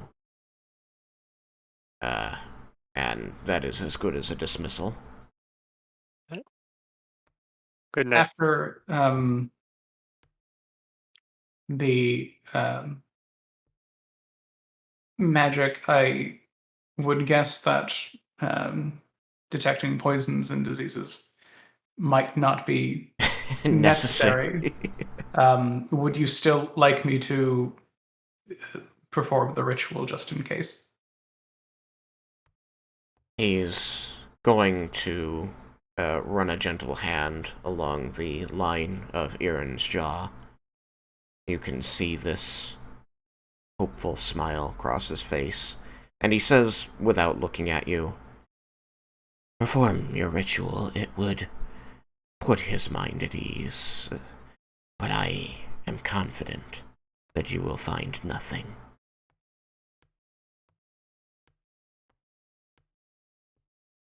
And he is going to give Aaron's hand one last squeeze. Oops, before trailing away. Yes. Out the door. And back to his own room. I will take 10 minutes and 6 seconds to cast the ritual. Good. You do so. You find no poisons or diseases. You appear to be the picture of health. Well, I still have some injuries that need to heal. Well, I didn't say good health. He's going to kind of stop and, like, eye you for a second, and then chuckle a bit more before, like, grabbing one of his ribs. Like, I get it. Thank you. Thank you for everything. In seriousness, you do not need to worry about poisons or diseases. And I imagine your injuries will heal at their natural pace. He's going to...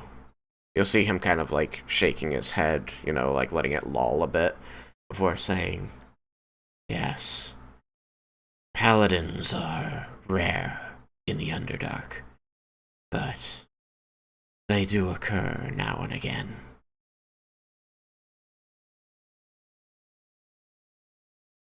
I'm sure he will be a good one. As am I. Good night, Master of the House. Sleep well. And with that, I'll take us I'll out of the run off closet. and close the door.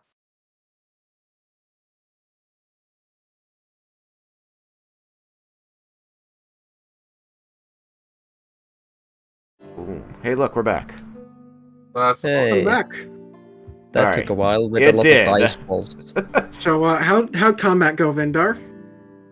Oh, good. I killed everything. He got a nat Great thing 20, about like, 100 unseen servants. they did not It's really easy to dig holes. stand a chance. Okay, we're gonna have to group up or talk to telepathic bond or something to catch up on what the hell has been going on. I Not believe it, telepathic not bond her. is done. Well, someone would need to He's get there. Kaz sleeping, so you better not fucking wake him up. It's so much fun when you do. You get a So- free ride to the front door. Yes. That took, like, what, half an hour? Yeah, just about. Okay, cool. Sorry to those who weren't participating in it, but there was... As much as a part of me wanted to have everyone privy to it, it made better sense this way.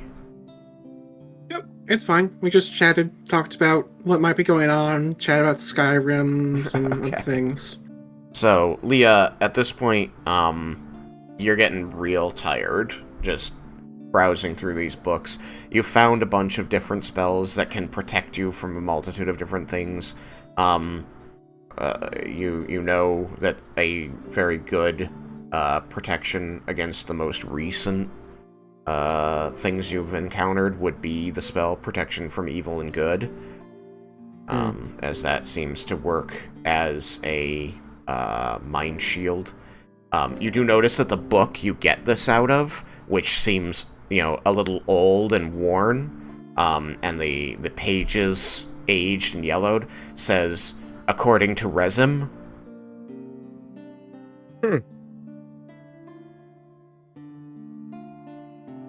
That is curious. That's something I'll note and I'll have to bring up. But can I roll to see if I fall asleep on the book? Yeah, go for it. Constitution saving throw.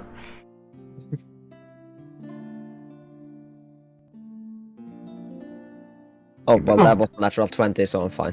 Yep, you push through the tiredness. That was such a waste.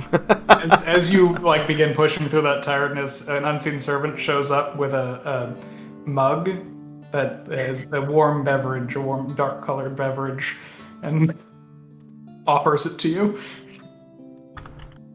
Oh no, you want to give me a coffee?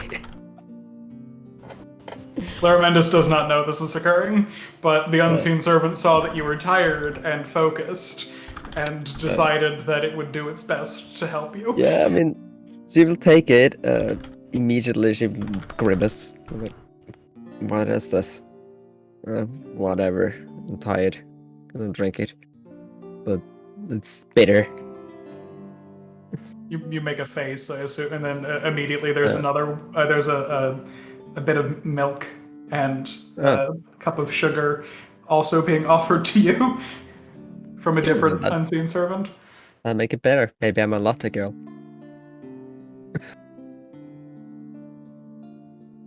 Don't firebolt my garden.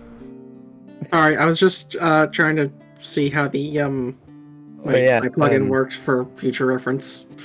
Tristan, sorry about the D20s popping up in the beginning there. I clicked the die because I was curious and then didn't know how to get rid of it.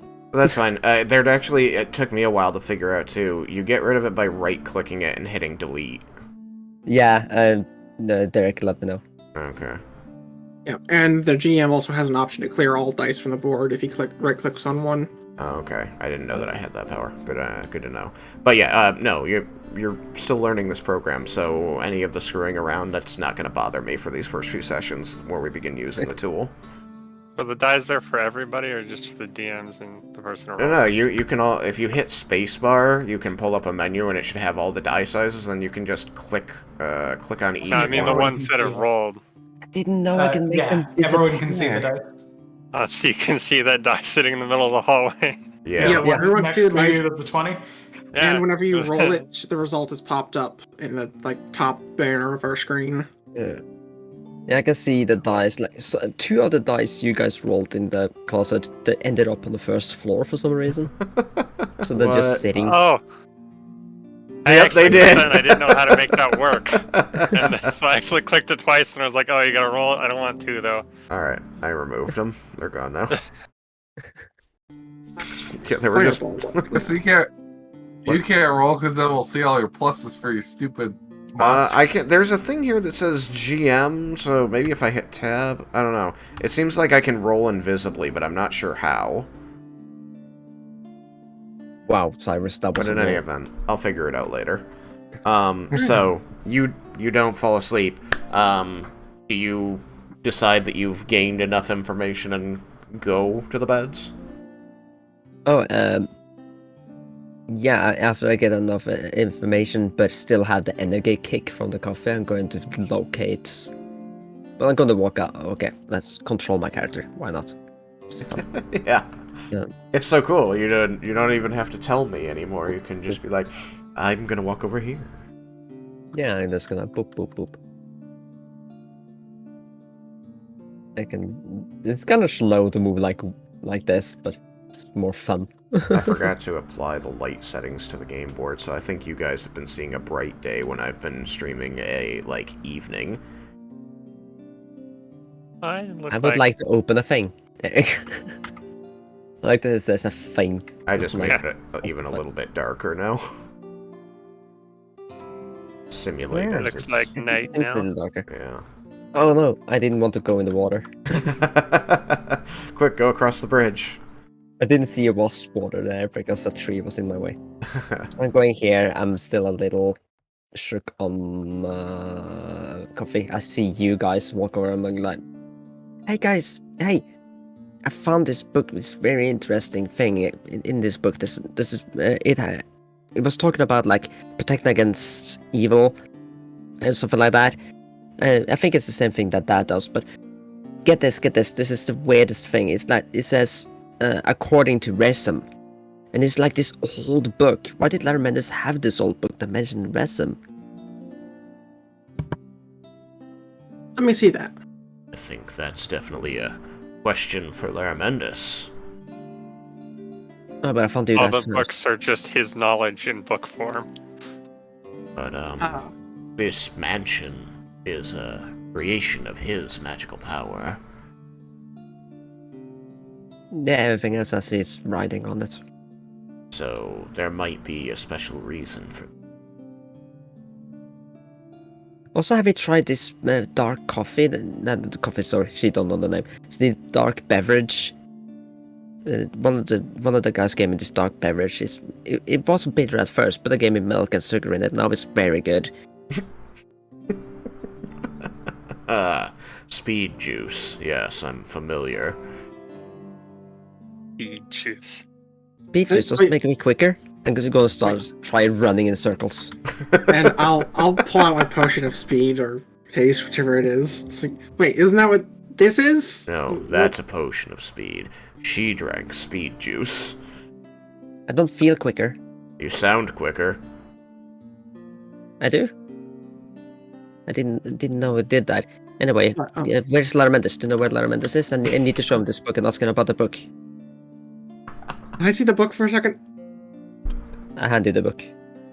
I would like kind of go to the front of it and see if there's like any kind of like publication date or anything that like might give me an idea of like when this thing was made. Do you have a wing out? Since I'm on the ground, probably not. Okay.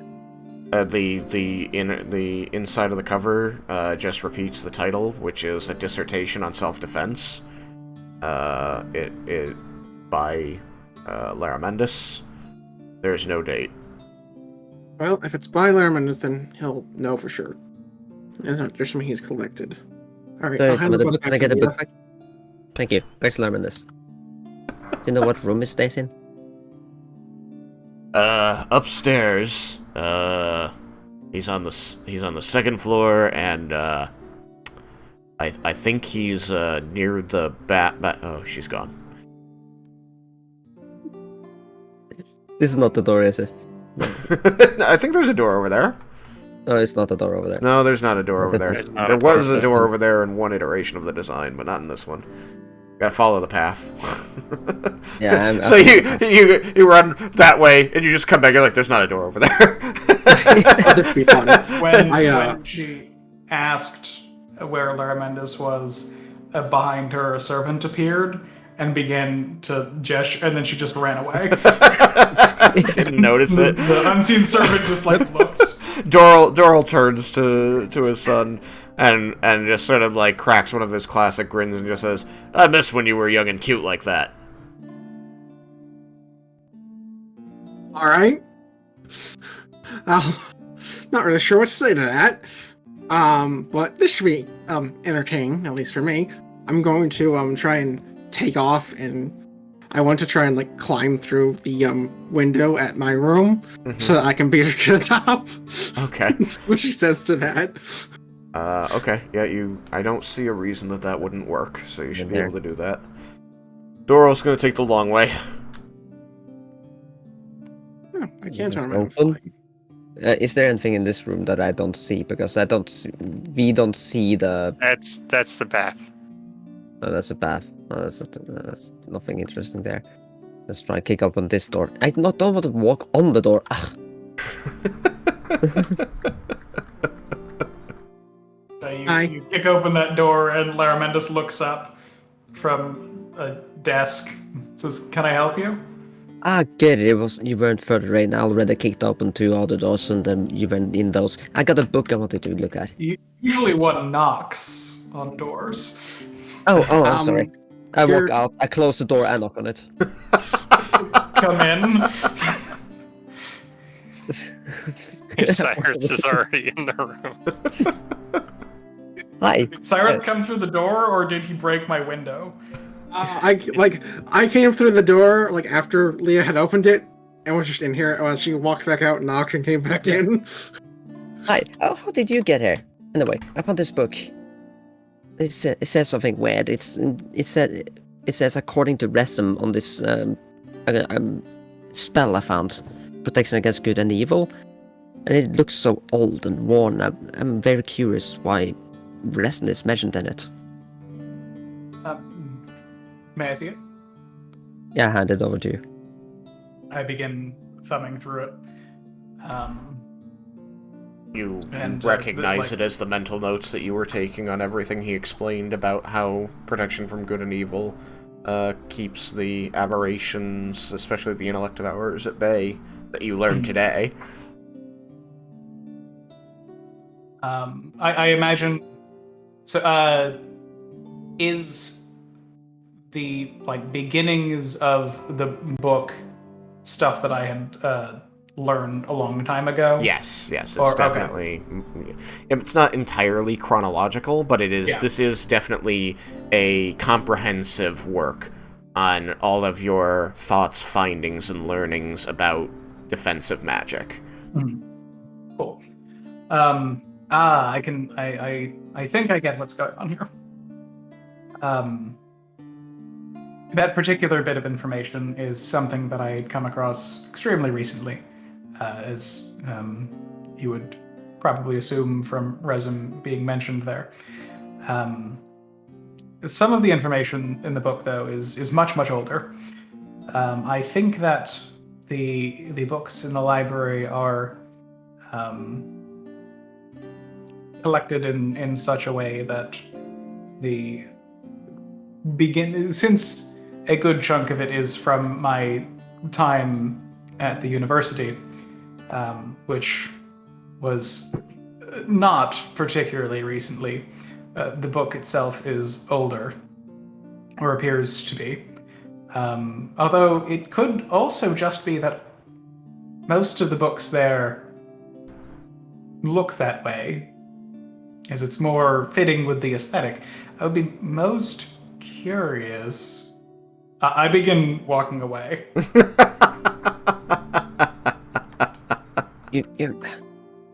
Hey, you talk too slow. Can I get to the point? Why is Resum in it? Because he gave me some information regarding the function of that spell. Oh, so you're And saying so that it was added into the information that I have regarding that spell. I fell.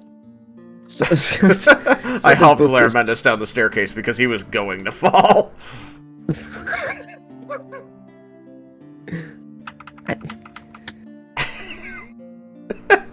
He's got such a long stride, he's hard to keep up with.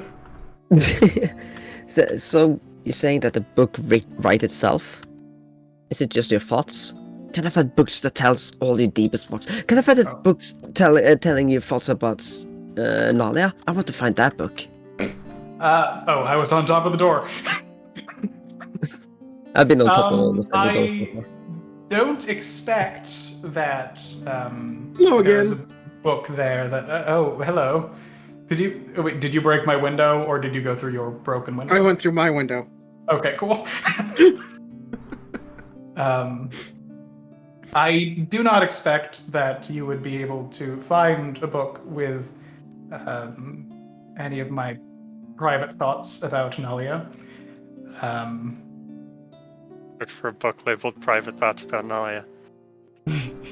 As I say this, you do see a book floating away, like floating towards us from an unseen servant.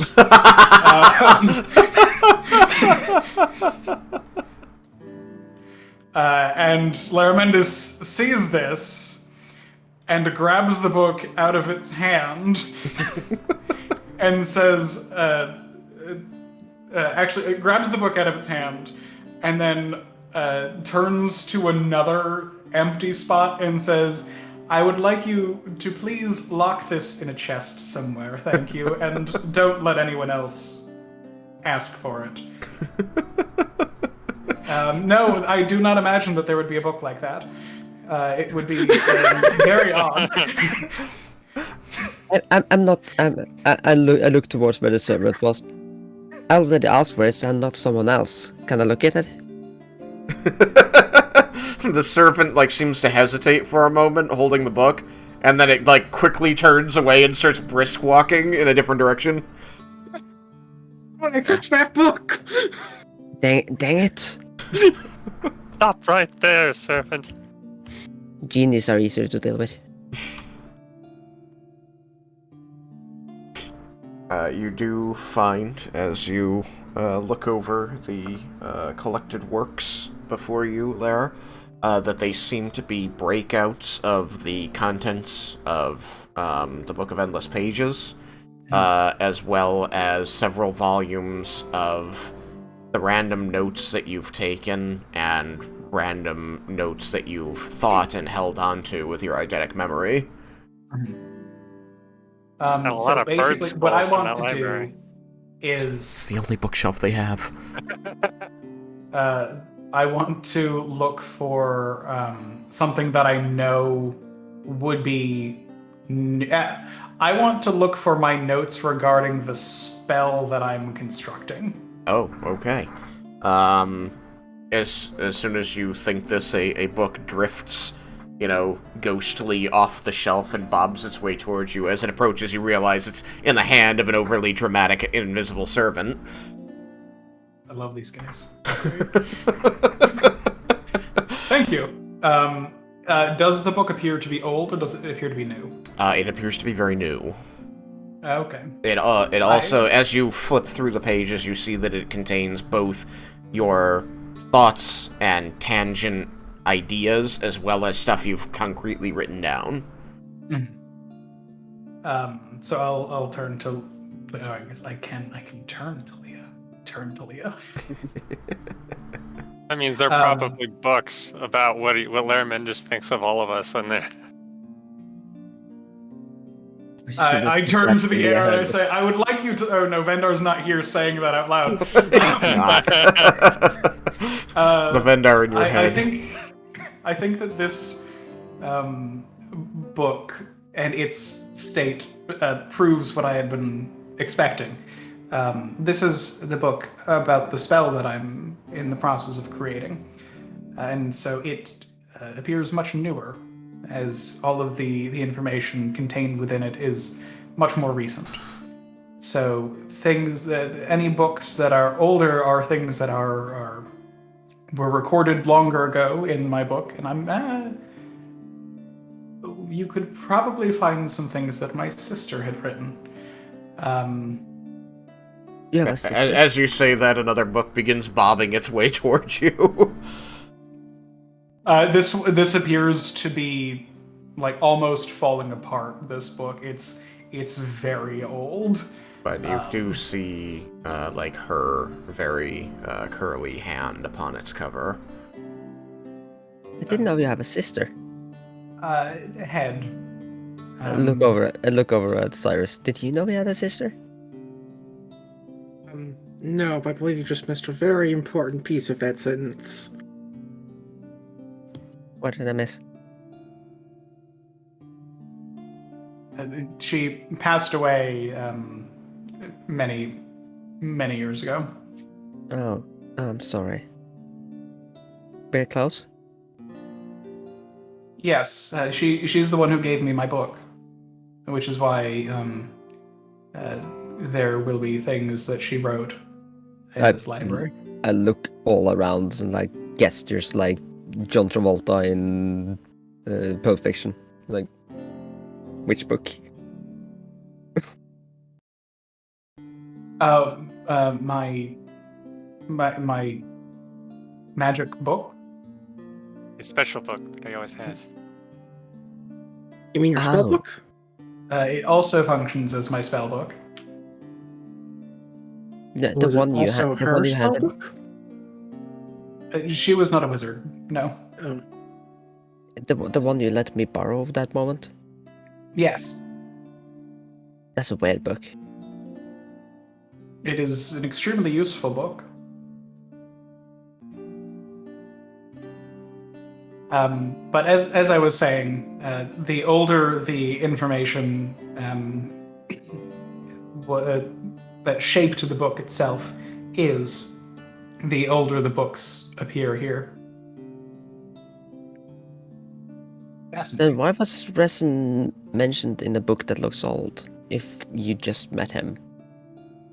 Many of the notes and musings and principles recorded in that book are from my time at the university.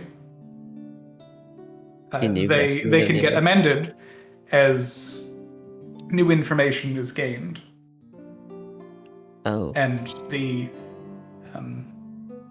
protection regarding the aberrations is one of the newer bits of information in that. so you didn't know him. I don't believe so. I thought he was supposed to have flawless memory.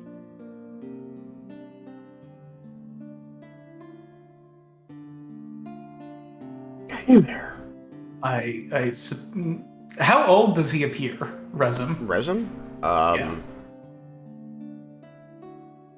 Like mid to late 20s.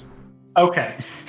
I would be very surprised, given his age, if we had met before, given that I spent the past 60-odd years In a small retirement. village. He does look to be of a similar age to the other two Dragonborn in your party. I don't know how old he is. Old Dragonborn look... I can't tell. Don't tell bad. He is... but I would call him young, but I would call all of you young. I would place him somewhere around the same age, or in a similar age range to Raiken and Yukikaze. I mean, in your defense, she's what, 12? I say that turning and looking at Leah. Oh. 14, please. Larmandus did say all of you, not you. I know, but I mean, you know, like You look much yeah, but older she's like yourself. not young by like anyone's standards, and I She's a guess I child. may qualify as that depending on who you ask. How old are you again? 9?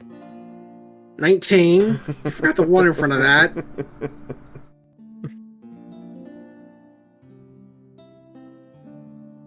So 1-9, got it.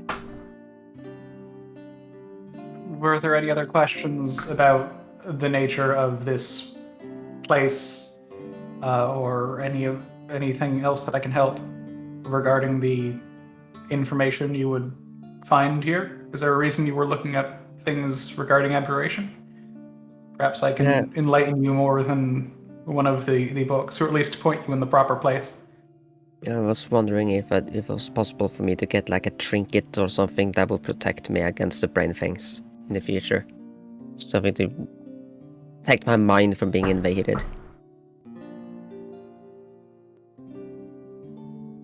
I suppose that if it were, I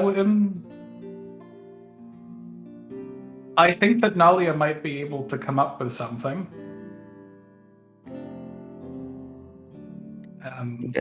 Because I would be But very interested in having that. trinkets to do things are not exactly my forte. Although you would find some amount of information around artificing. I did pay attention while I was working with her when we spent our time in Bolinar. I found a lot of the spells that can do it. If you can put those spells in an item.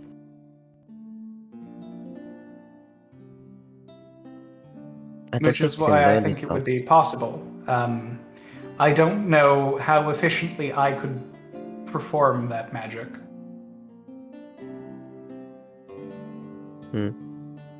Oh, another thing. Do you have do you know of these items that go ping? What was it called again? Forks. Fork. Yeah, like, but not the one you eat with. Fork that goes ping, a tuning fork. Yes, that's it. I need Uh, those. I need those like can you plane connected. shift? Yes, but I don't have the tool. Acquiring one attuned to the material plane should be trivial, as long as What does we're that in a mean? large city. What does trivial mean? Very easy. Oh. If we're in a large enough city that we could reasonably find a tuning fork. If we go to a few other types of locations, I imagine it would be very easy to find one for the Feywild. That's something that I would need. As for any other planes, I'm not sure. Maybe your We dad knows. Oh, he's know gone. that Wait, where did Cypress go? I'm not sure. Oh. To the Sorry, voice in the sky. what world are you doing? Oh, yeah. I'm turning up my stair navigation. That's what I'm doing. To the voice in the sky. Yeah. The cabin, the like instant cabin, Yup. with the fireplace. Yup. Am I remembering? Like, should I type to you? You know, you were aware of where that fire was coming from. Okay. So, I'm not entirely sure what exactly could qualify as a something attuned to another plane, but we know that we have the instant cabin, and we know that it has a fireplace that's connected to the plane of fire. If we were to use that fireplace to make a tuning fork, it's possible we could make one attuned to the plane of fire, but I'm not sure if that would work. The plane of fire is safe to traverse. It sounds hot. There are parts And not the that good are kind of hot. safe enough with the proper preparations. There are many parts of it that are best to avoid. But if the intent is to have as many planes as possible that are options, that is one thing that we could try.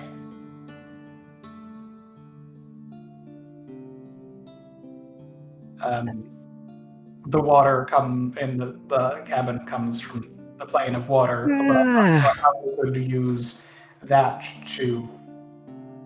Maybe if it was quenched in the water, I don't know how you make a tuning fork, but maybe we could try quenching something in it, and that might work. I'm not sure. We could try it. Barnor might know how to make a tuning fork. I could ask him. He was. I by the way, that yawn, Wasn't he? that yawn you heard, if you heard me, that was in character. Yes, I do. What did you ask, Sam? I said he's fairly far north, isn't he? Yeah, but I already talked to him in a dream. Ah, I hope he is doing well. He is a little bit worried, but he's coping. He's very good at what he does. I don't actually know what he does, but I'm glad to hear. He travels from tavern to tavern. He sings and he gambles. He earns a lot of money that he spends on alcohol. Are you going to tell him what the actual... Oh yeah, he travels with goods. He's trade merchant and minstrel.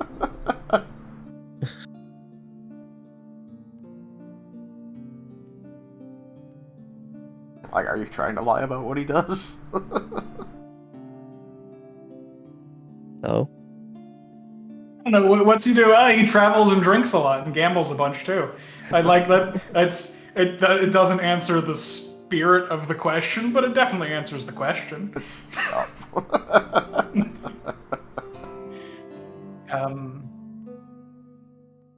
For any of the other planes, I don't know off the top of my head an easy way to acquire forks attuned to them. Honestly, the best place would probably be at the university. But I'm not sure if we found someone with them, how easily we could get them to part with it. I've seen the university. That is high-level magic, and so the foci are going to be few and far between.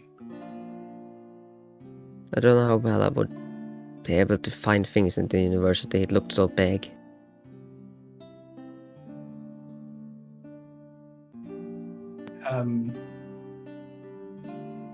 Well, I could probably help you search about, or at least know who we can ask to find things out. In terms of forks for plane shift, out of character, plane shift is a conjuration spell. I think so. I think most teleportation is conjuration.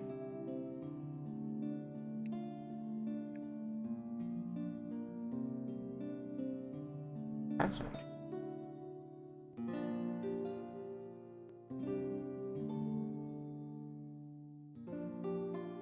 There you go. Why does Leah's name not appear when I use the tab thingy? Maybe because of her being assigned to a different player. No, everybody else's name is Conjuration, yeah. appearing. Plane shift 7 Leah's name level appears for conjuration. me. Same as it does for me.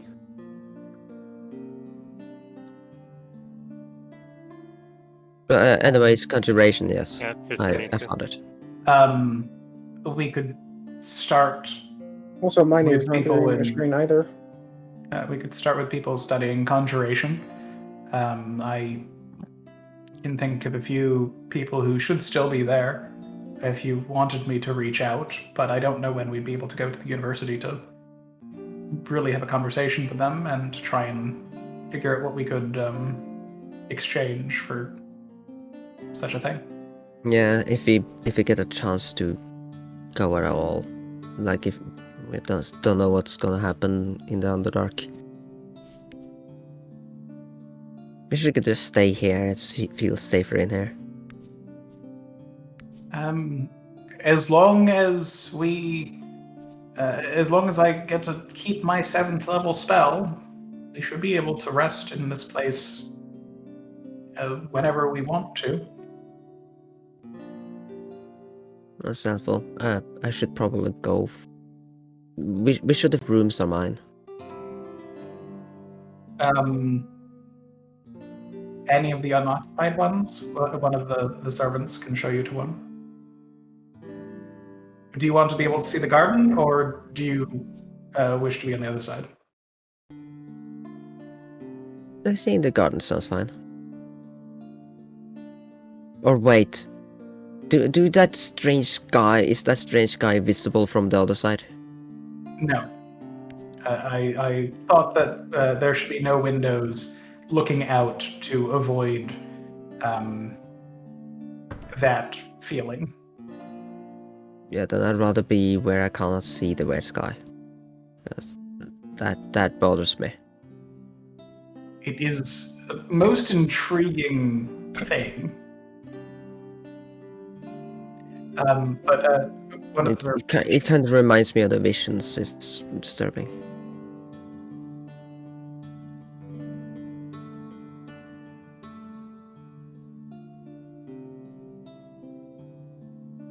I should go.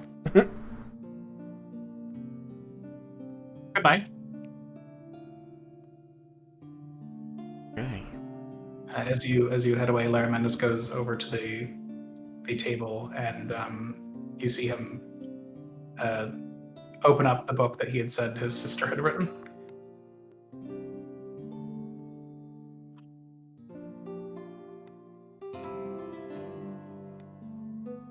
Okay. So,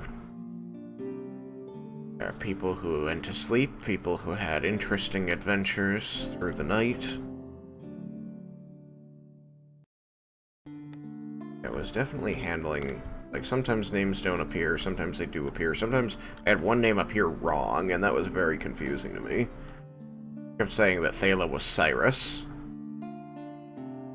Weird. Don't know which room the servant would lead me to. I would just keep trying rooms until you find one that doesn't have a person in it. And that's the one that the servant led you to. Yeah, You did not actually enter all those rooms, but yeah, you hadn't picked a room. Everybody else picked a room, but you stayed in the library. Yeah. So, I don't know, why don't you measure tool? Ah, you take this one.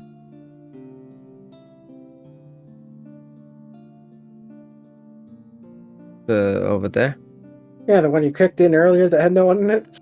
Yeah, that's true. Because all the ones around Raiken are taken. Yeah, this one doesn't have a window, so that's fine. Hey, wait a minute. I lied. The one next to Raiken isn't taken. But the one next to Raiken doesn't have a window. I don't mind if it doesn't have a window. It's good if it doesn't have a window. Oh, okay.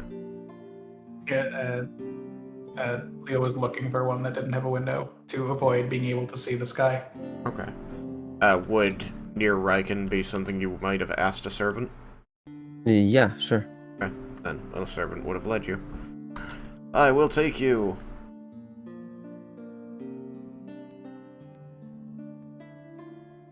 Move faster. You can drag it. Nope. When I drag things, bad things happen. They fly out the roof and stuff. There we go. Boom. The servant leads you to this room. Okay. I'm gonna crash on the bed. Yeah, that's as good as you can get. Sorry. There. Because of the way that we put the rooms together. Yeah, In hindsight, wall doesn't connect to the ceiling, so... There isn't a hindsight, good I way may to have do that. try and center beds in the future. I suppose. I don't know. I think we did a super great job recreating Sam's map. You did! It looks very good. What do you think, Sam, as the maker of the map? Yeah, I think it's pretty much exactly what was in the drawn map, or not the drawn map, but the map tools map. I took a couple liberties here and there, but otherwise I got these guys to help me, but we made it as faithful as we could. Yep. Yeah, I guess we took some liberties on the scones and such. The skulls? No, that's scones, the yeah. fires. Yeah. I mean, like there would be enough things that are lit so that like things were well lit. So yeah. Yeah. So all the sconces in the hallway, all of the candelabra in the rooms, you know, those weren't in the original drawing, but we put lights where it made sense that there should be lights. Lights were more a necessity. Yeah. Honestly, out in the garden, only 3 lights were added that were not in the original drawing. 2 braziers and a campfire. What has Lola been doing while I've been running around being sugar high? She has been, like, sitting in one of your pouches, looking like she's asleep. Oh. Oh, right, yeah, she's been contacting Centaurimal. Yes. Probably. I wonder how difficult that is from a different dimension. I mean, this is what she normally does, but I don't know. Alright. Well, it's 22. The people who haven't gotten to contribute too much, like Raiken and Yukikaze, Is there anything you would like to contribute? Before we call this one, but this one was more of everybody gets rest. We're back after 3 weeks. We kind of got to get into it, and there was a lot of information that kind of needed to get spread around, and you had your characters decide to go to sleep. Well, no, yeah, there was lots to go around, but I think with everything that did happen and how I've acted before, this fit is my character. Okay. Nothing major has come to mind. That's why Yukasa is like, I can get to that in the morning. Good night. Okay. So, Raiken, you feeling the same? I think we killed him. Alex? Check the earphones. Yeah, you muted, Alex. He is mute, but...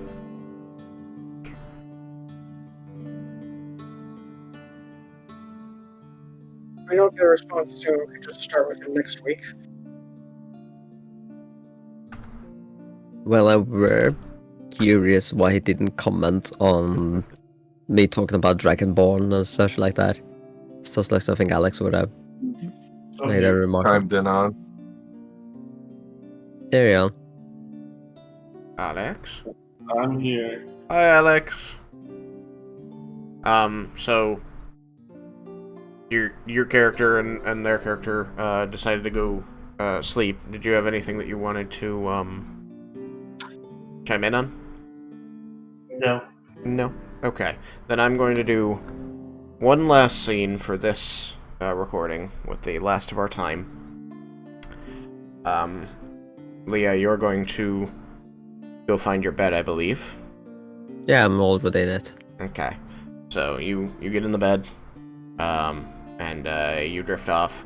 Lorelei still hasn't said anything to you, so you just sort of like set her like on the sheets or on the table next to the thing, just carefully taking your gear off so that she's handled gently, and you go to sleep. I am going to pull Raiken into the closet for this. Everybody should take 700 experience. Hey. Ooh, And because this will probably go past the 10:30 mark, I don't expect you to sit around and wait. I expect this will probably take 10 minutes. alright, so- I'll there be back in a any- little bit then. I Excellent gotta go session. feed my brother's cats. What'd you say? I gotta go feed my brother's cats. Oh, okay. Well, thank you all Hey, for coming tonight. I'm really happy that we're back on after all that time off, and hopefully the transition into Tailspire is good. I like it so far. Yeah, It's it's a fun fun. program. Are there any inspirations given out? There were some role playing here. There was some good roleplay. I want to award one to Yuki. He was very committed to his character, even when others were fucking with him, so I liked that. I'm going to give one to Laramendus, definitely. Who this whole area is kind of his brain baby, so he's done a great job in presenting you his world. I'm gonna give one to Leah as well. Yay. I'm gonna give one to Vendar. I think I'm just gonna end up giving one to everybody. I was gonna like, I'll just give out a couple. Everybody gets inspiration. You all did really good. You get Yay. the inspiration, and Lots you of get fun the roleplay inspiration. stuff. And also probably good for everyone to have a point of inspiration before going into tomorrow. Yeah. I think Alright. you're just excited we're back. I am so excited we're back. You have no idea the depressive slump I was in because we were not playing. Alright, I'm gonna take... In all fairness, the player that probably has been playing the character the best this entire session was Raiken. Don't be mean. Alright, I'm gonna grab Raiken. We're gonna go have a chat. Thank you guys, in case you're not here when we come back. Yeah, I'm going to bed. Alright, Night. good night. Bye. Night. No. Right. Raiken. Raiken. Mm-hmm.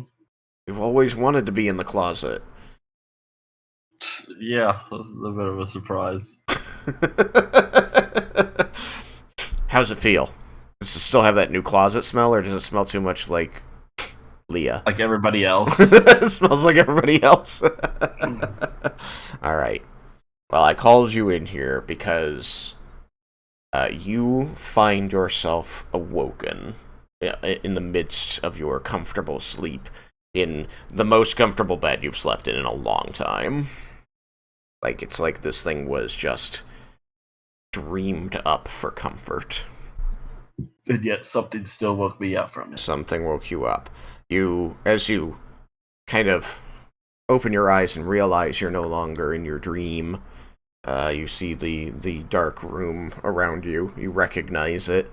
It does take you a moment because this is a strange place and you just sort of came in and flopped down. So there's that moment of, where am I? Oh yeah, okay.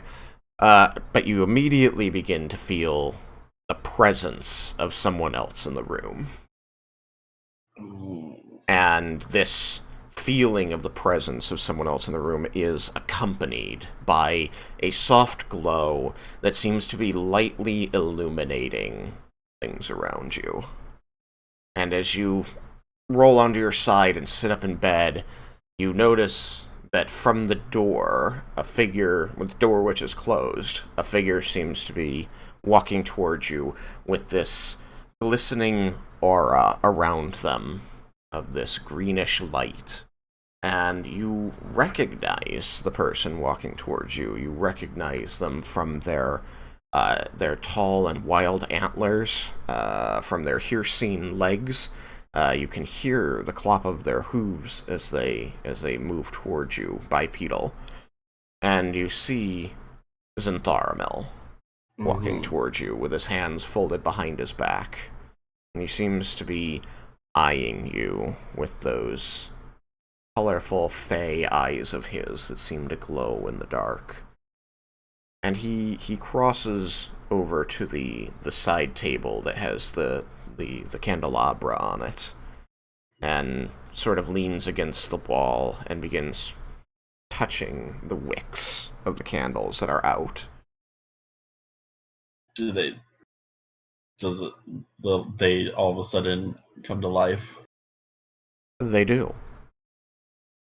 As he touches each wick, a flame alights upon it and illuminates the room more brightly than his soft glimmer could. And you see, in the light of this, that he's got a very stern... Go ahead. This is here in this room. Oh, sorry. I maybe my internet was messing up. Oh, a little bit. I heard Zentharamel, that's all I heard.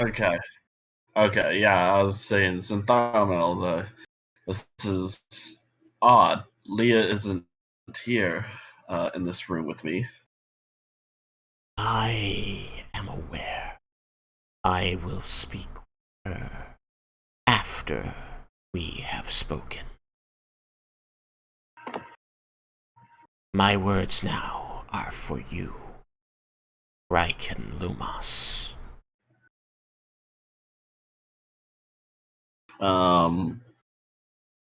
Raiken will kind of awaken a bit more, become more alert, feeling like this isn't just a house call for kicks.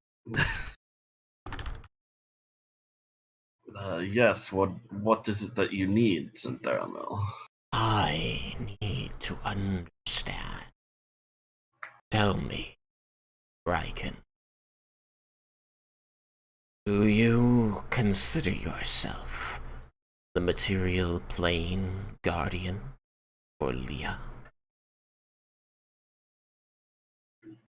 What, of course, I feel like I want to protect her with all my life. It's why I was the biggest reason why I was willing to give my life when we were almost overrun by spiders.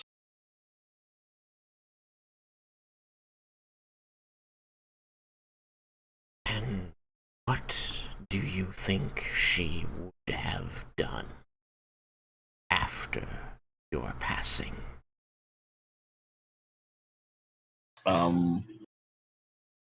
Maybe cried a bit, and then hopefully the rest of the group would have gotten her back on her feet and back at the job at hand. He licks a finger and he pushes one of the burning wicks around. He seems to be playing with the fire a little bit. You see it curling oddly around the nail at the end of his finger. It seems an odd subject to broach, but I feel you are not fully aware of just what high regard she has for you. So you're telling me that in an instance like that, rather than save the world, I should possibly let it die just so that both of us could die together? I think that you should always be exhausting all of your methods of protecting yourself and her before resorting to such suicidal methods. Because I feel confident that if she were to lose you, especially now, when she's only just begun to fully manifest her relationship with you, it would destroy her. I did not take that into full account. I do not think that you did, which is why I came to speak. She deserves our best. Raiken, Luma. She deserves the world. But I can tell you, from my conversation with her, and my observations of her, that she would not want the world if you were not a part of it.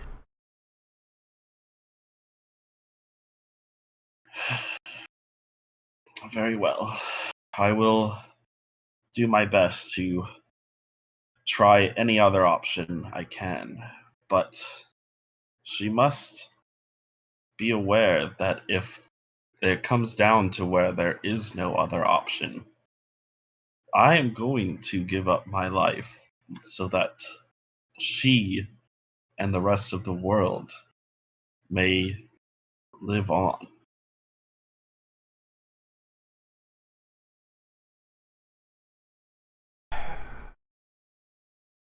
That I she's now at this point the main reason that I want to save the world.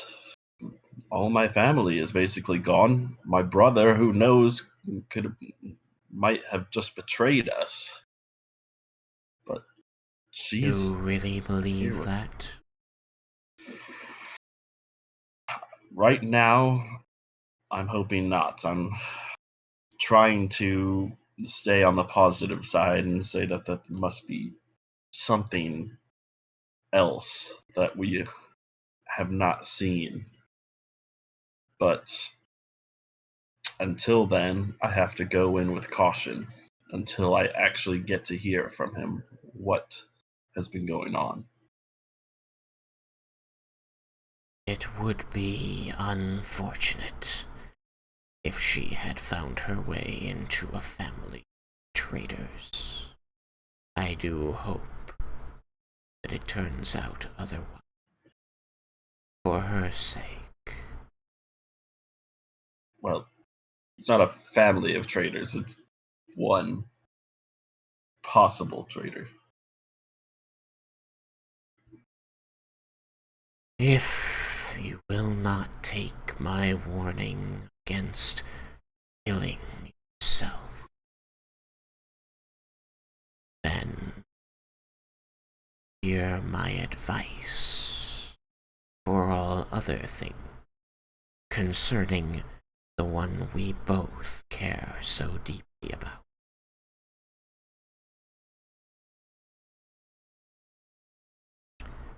Leah has wanted for one thing since she was born. Family. And now she believes she has it. And I would like to believe that to be the case. I cannot be family to her at this stage in our lives. I have, and he continues playing with the flame over the candles, too many responsibilities in the Feywild. But every spare thought is for her. Can you equal me in your care for?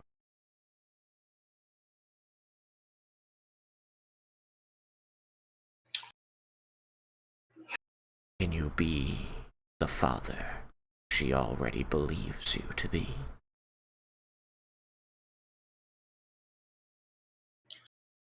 Well, I'm going to certainly continue to try. And as the champion of Cord,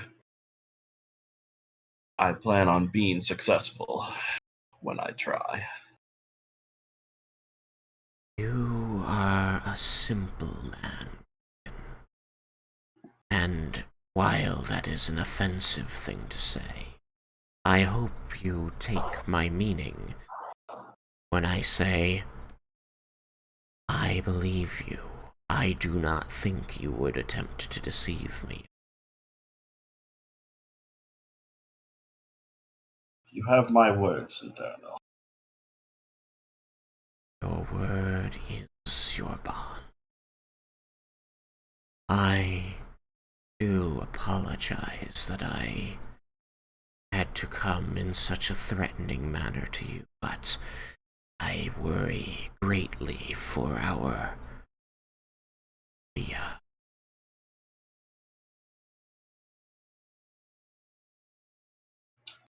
I do not blame you. Zephyr still holds a power in her life. He will seek a way to harm her. He is vengeful. He has other things on his mind, but she is never far from his thoughts. I see it in the actions that surround you. You and your group, not you specifically, Raiken. Yeah. But I believe he paid us a visit not too long ago. when do you mean? I believe when we were passing through the storms to get to the Yes, the lost moments. She told me about that when I came back. Yes, that certainly is evidence of my point.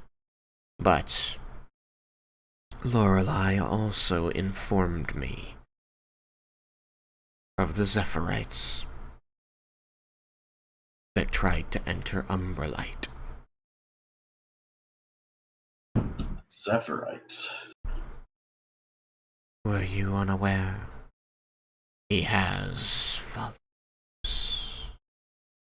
Other warlocks that he has granted power to, I'm certain. I have yet to pass my power on to any but Leah. She is my chief concern. But I would make more if they should protect her. Though I find that humanoids are fickle and unpredictable. Well, I would say you're right about that. But yes, these Zephyrite are a cause for concern.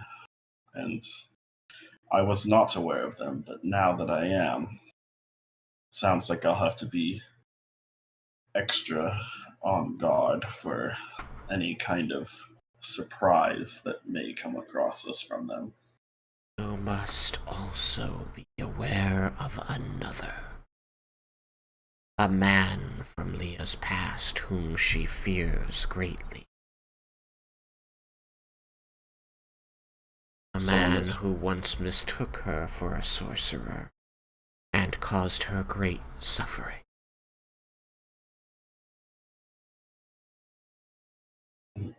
Who is this man? Goes by the name in this world, Siphon. You will know him by the blue flame tattoos upon his hand. I have seen him in her memory.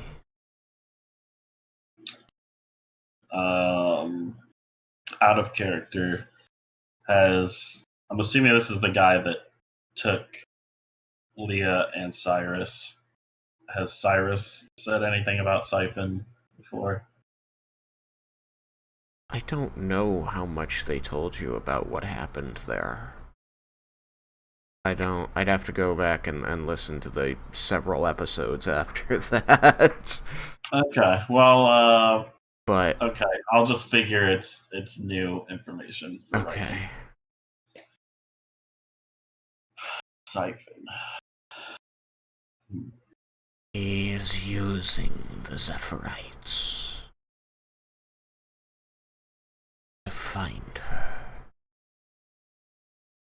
He wishes to harm.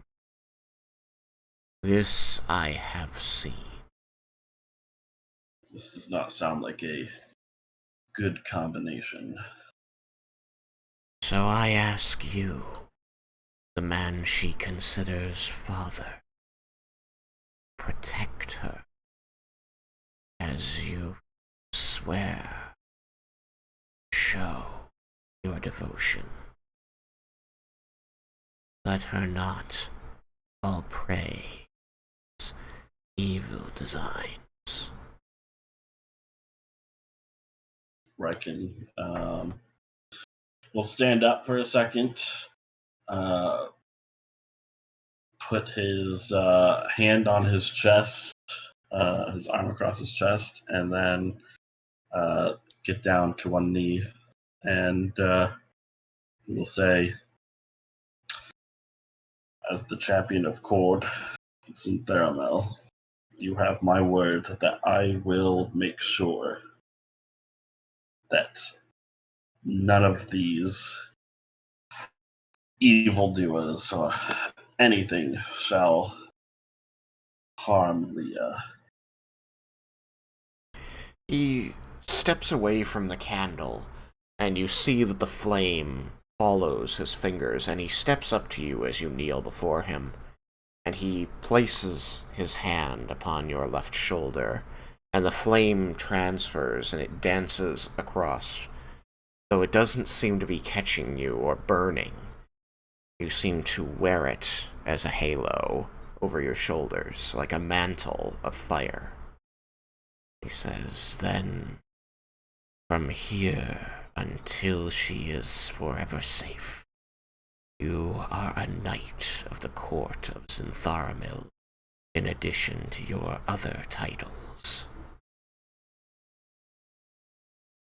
It is an honor. It is a duty. I shall honor all those of my court. If you should visit a while, we'll have a place to rest your head and food to eat. Thank you. You for helping her in ways that I cannot. I hope someday I can settle things in a way that makes us all. Until then, you are my knight and my confidant.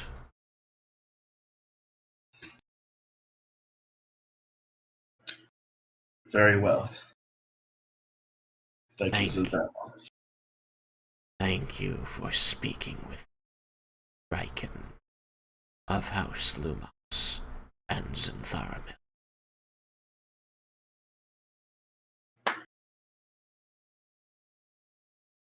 All right.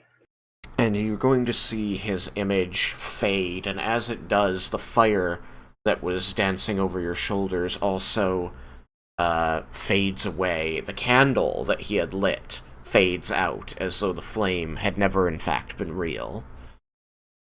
And you're going to see the sprite you recognize as Lorelei flutter unsteadily to the stone floor. And she's going to she's down, seated, resting on the heel of one hand, clutching her other hand to her chest and breathing heavily. So much time.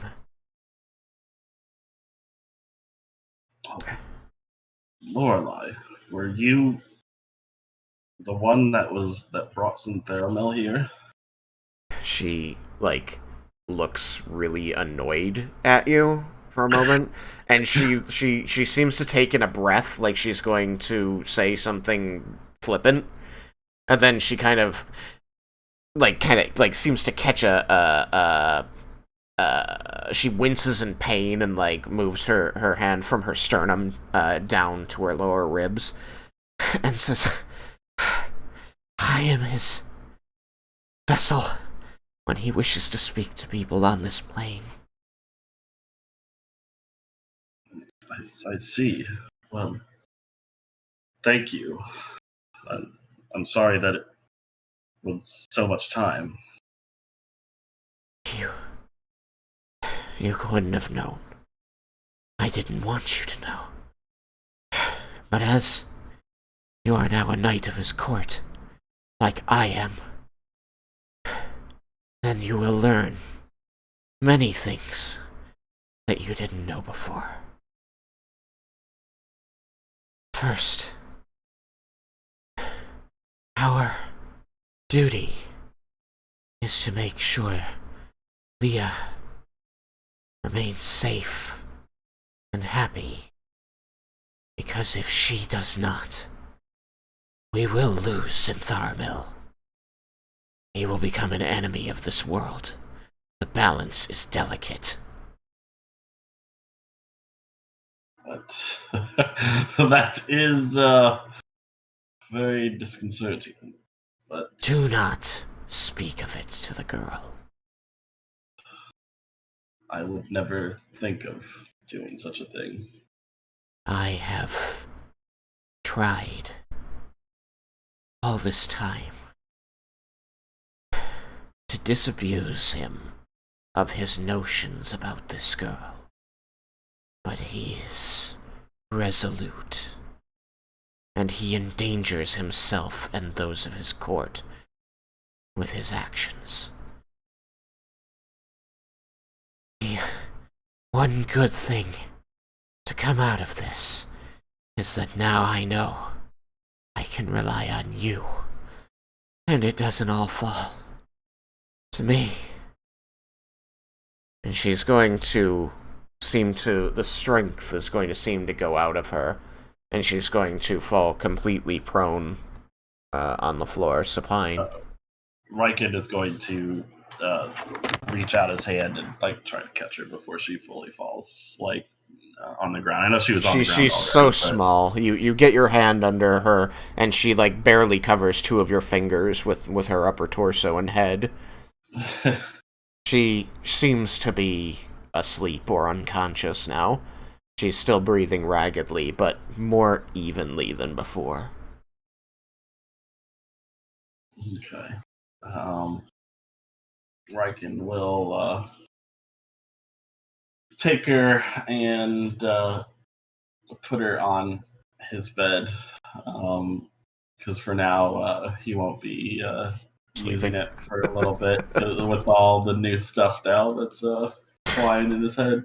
He's got thinking to do. Yeah.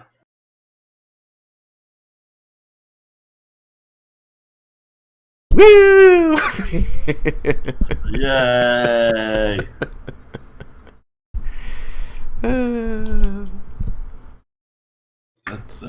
That was crazy. Yeah. Well, thank you for taking the extra time to participate in that with me. I am sorry that for the lion's share of the session you had nothing to do, but I was trying to do a small scene with this person and go down the list. Oh, you're good. I was kind of out of it tonight just because I went did a golf tournament today, so I'm super sunburned and I had a headache, and I was just like, yeah, that's also kind of the reason why I didn't really have Raiken literally do anything. I was just like, I'll let everybody else kind of do stuff today. Alright, well then super thank you for showing up and participating in what ways you could, especially this final scene, which I felt was very important and has been on my mind ever since that, honestly, ever since the battle for Umbralite, but it was definitely, like, after the conclusion of the, like, after Leah had her brain sucked out and put back, then I was like, I know he's gonna have words for Raiken. Yep, Raiken getting more of that responsibility. I think that your relationship with Xantharamil and with Lorelei is going to be very interesting. I bet. Oh man, so this much is gonna intrigue. be this is gonna be really interesting. I think especially between Raiken and Lorelei, because I don't think their personalities go well together. They are extremely similar people, and extremely similar people tend not to get along well. It's true. Yep. Mm-hmm. Alright, well, I'm gonna do final call for the session there. Thank you very much. I think you were asleep when I said it. You get it, inspiration? No, I was awake. I wasn't actually taking it then because I felt like I didn't deserve it. But I knew that you were going to have this scene. I knew you would earn it. I knew you would. Okay. And you earned it. But yeah, I got the experience and I got the inspiration. I was awake for all that. Okay. Yep. So 700 experience, a point of inspiration. Thank you so much. That was a very fun scene. It'll be interesting seeing how Raiken's relationship with the party evolves from here as he's continuing trying to improve his care for Leah and keeping this secret with Lorelei. Yeah, I was like at the beginning going through, I was like, oh man, Raiken's gonna have some stuff to tell them, and then now at the end of it, I was like, well, Raiken's gonna have nothing to tell them, and hopefully they don't figure this out. Oh no, did I give you a moral quandary? Man, I'm such a meanie. Yeah, well, Raiken is so talkative about everything, secrets and all that, so yeah. It's so difficult for him. You just can't shut the guy up. I mean, if you talk about fighting, no, you'll never shut him up. Oh, it's true. He will tell you all the reasons you're wrong about fighting. Very happily. Alright, let me end the stream.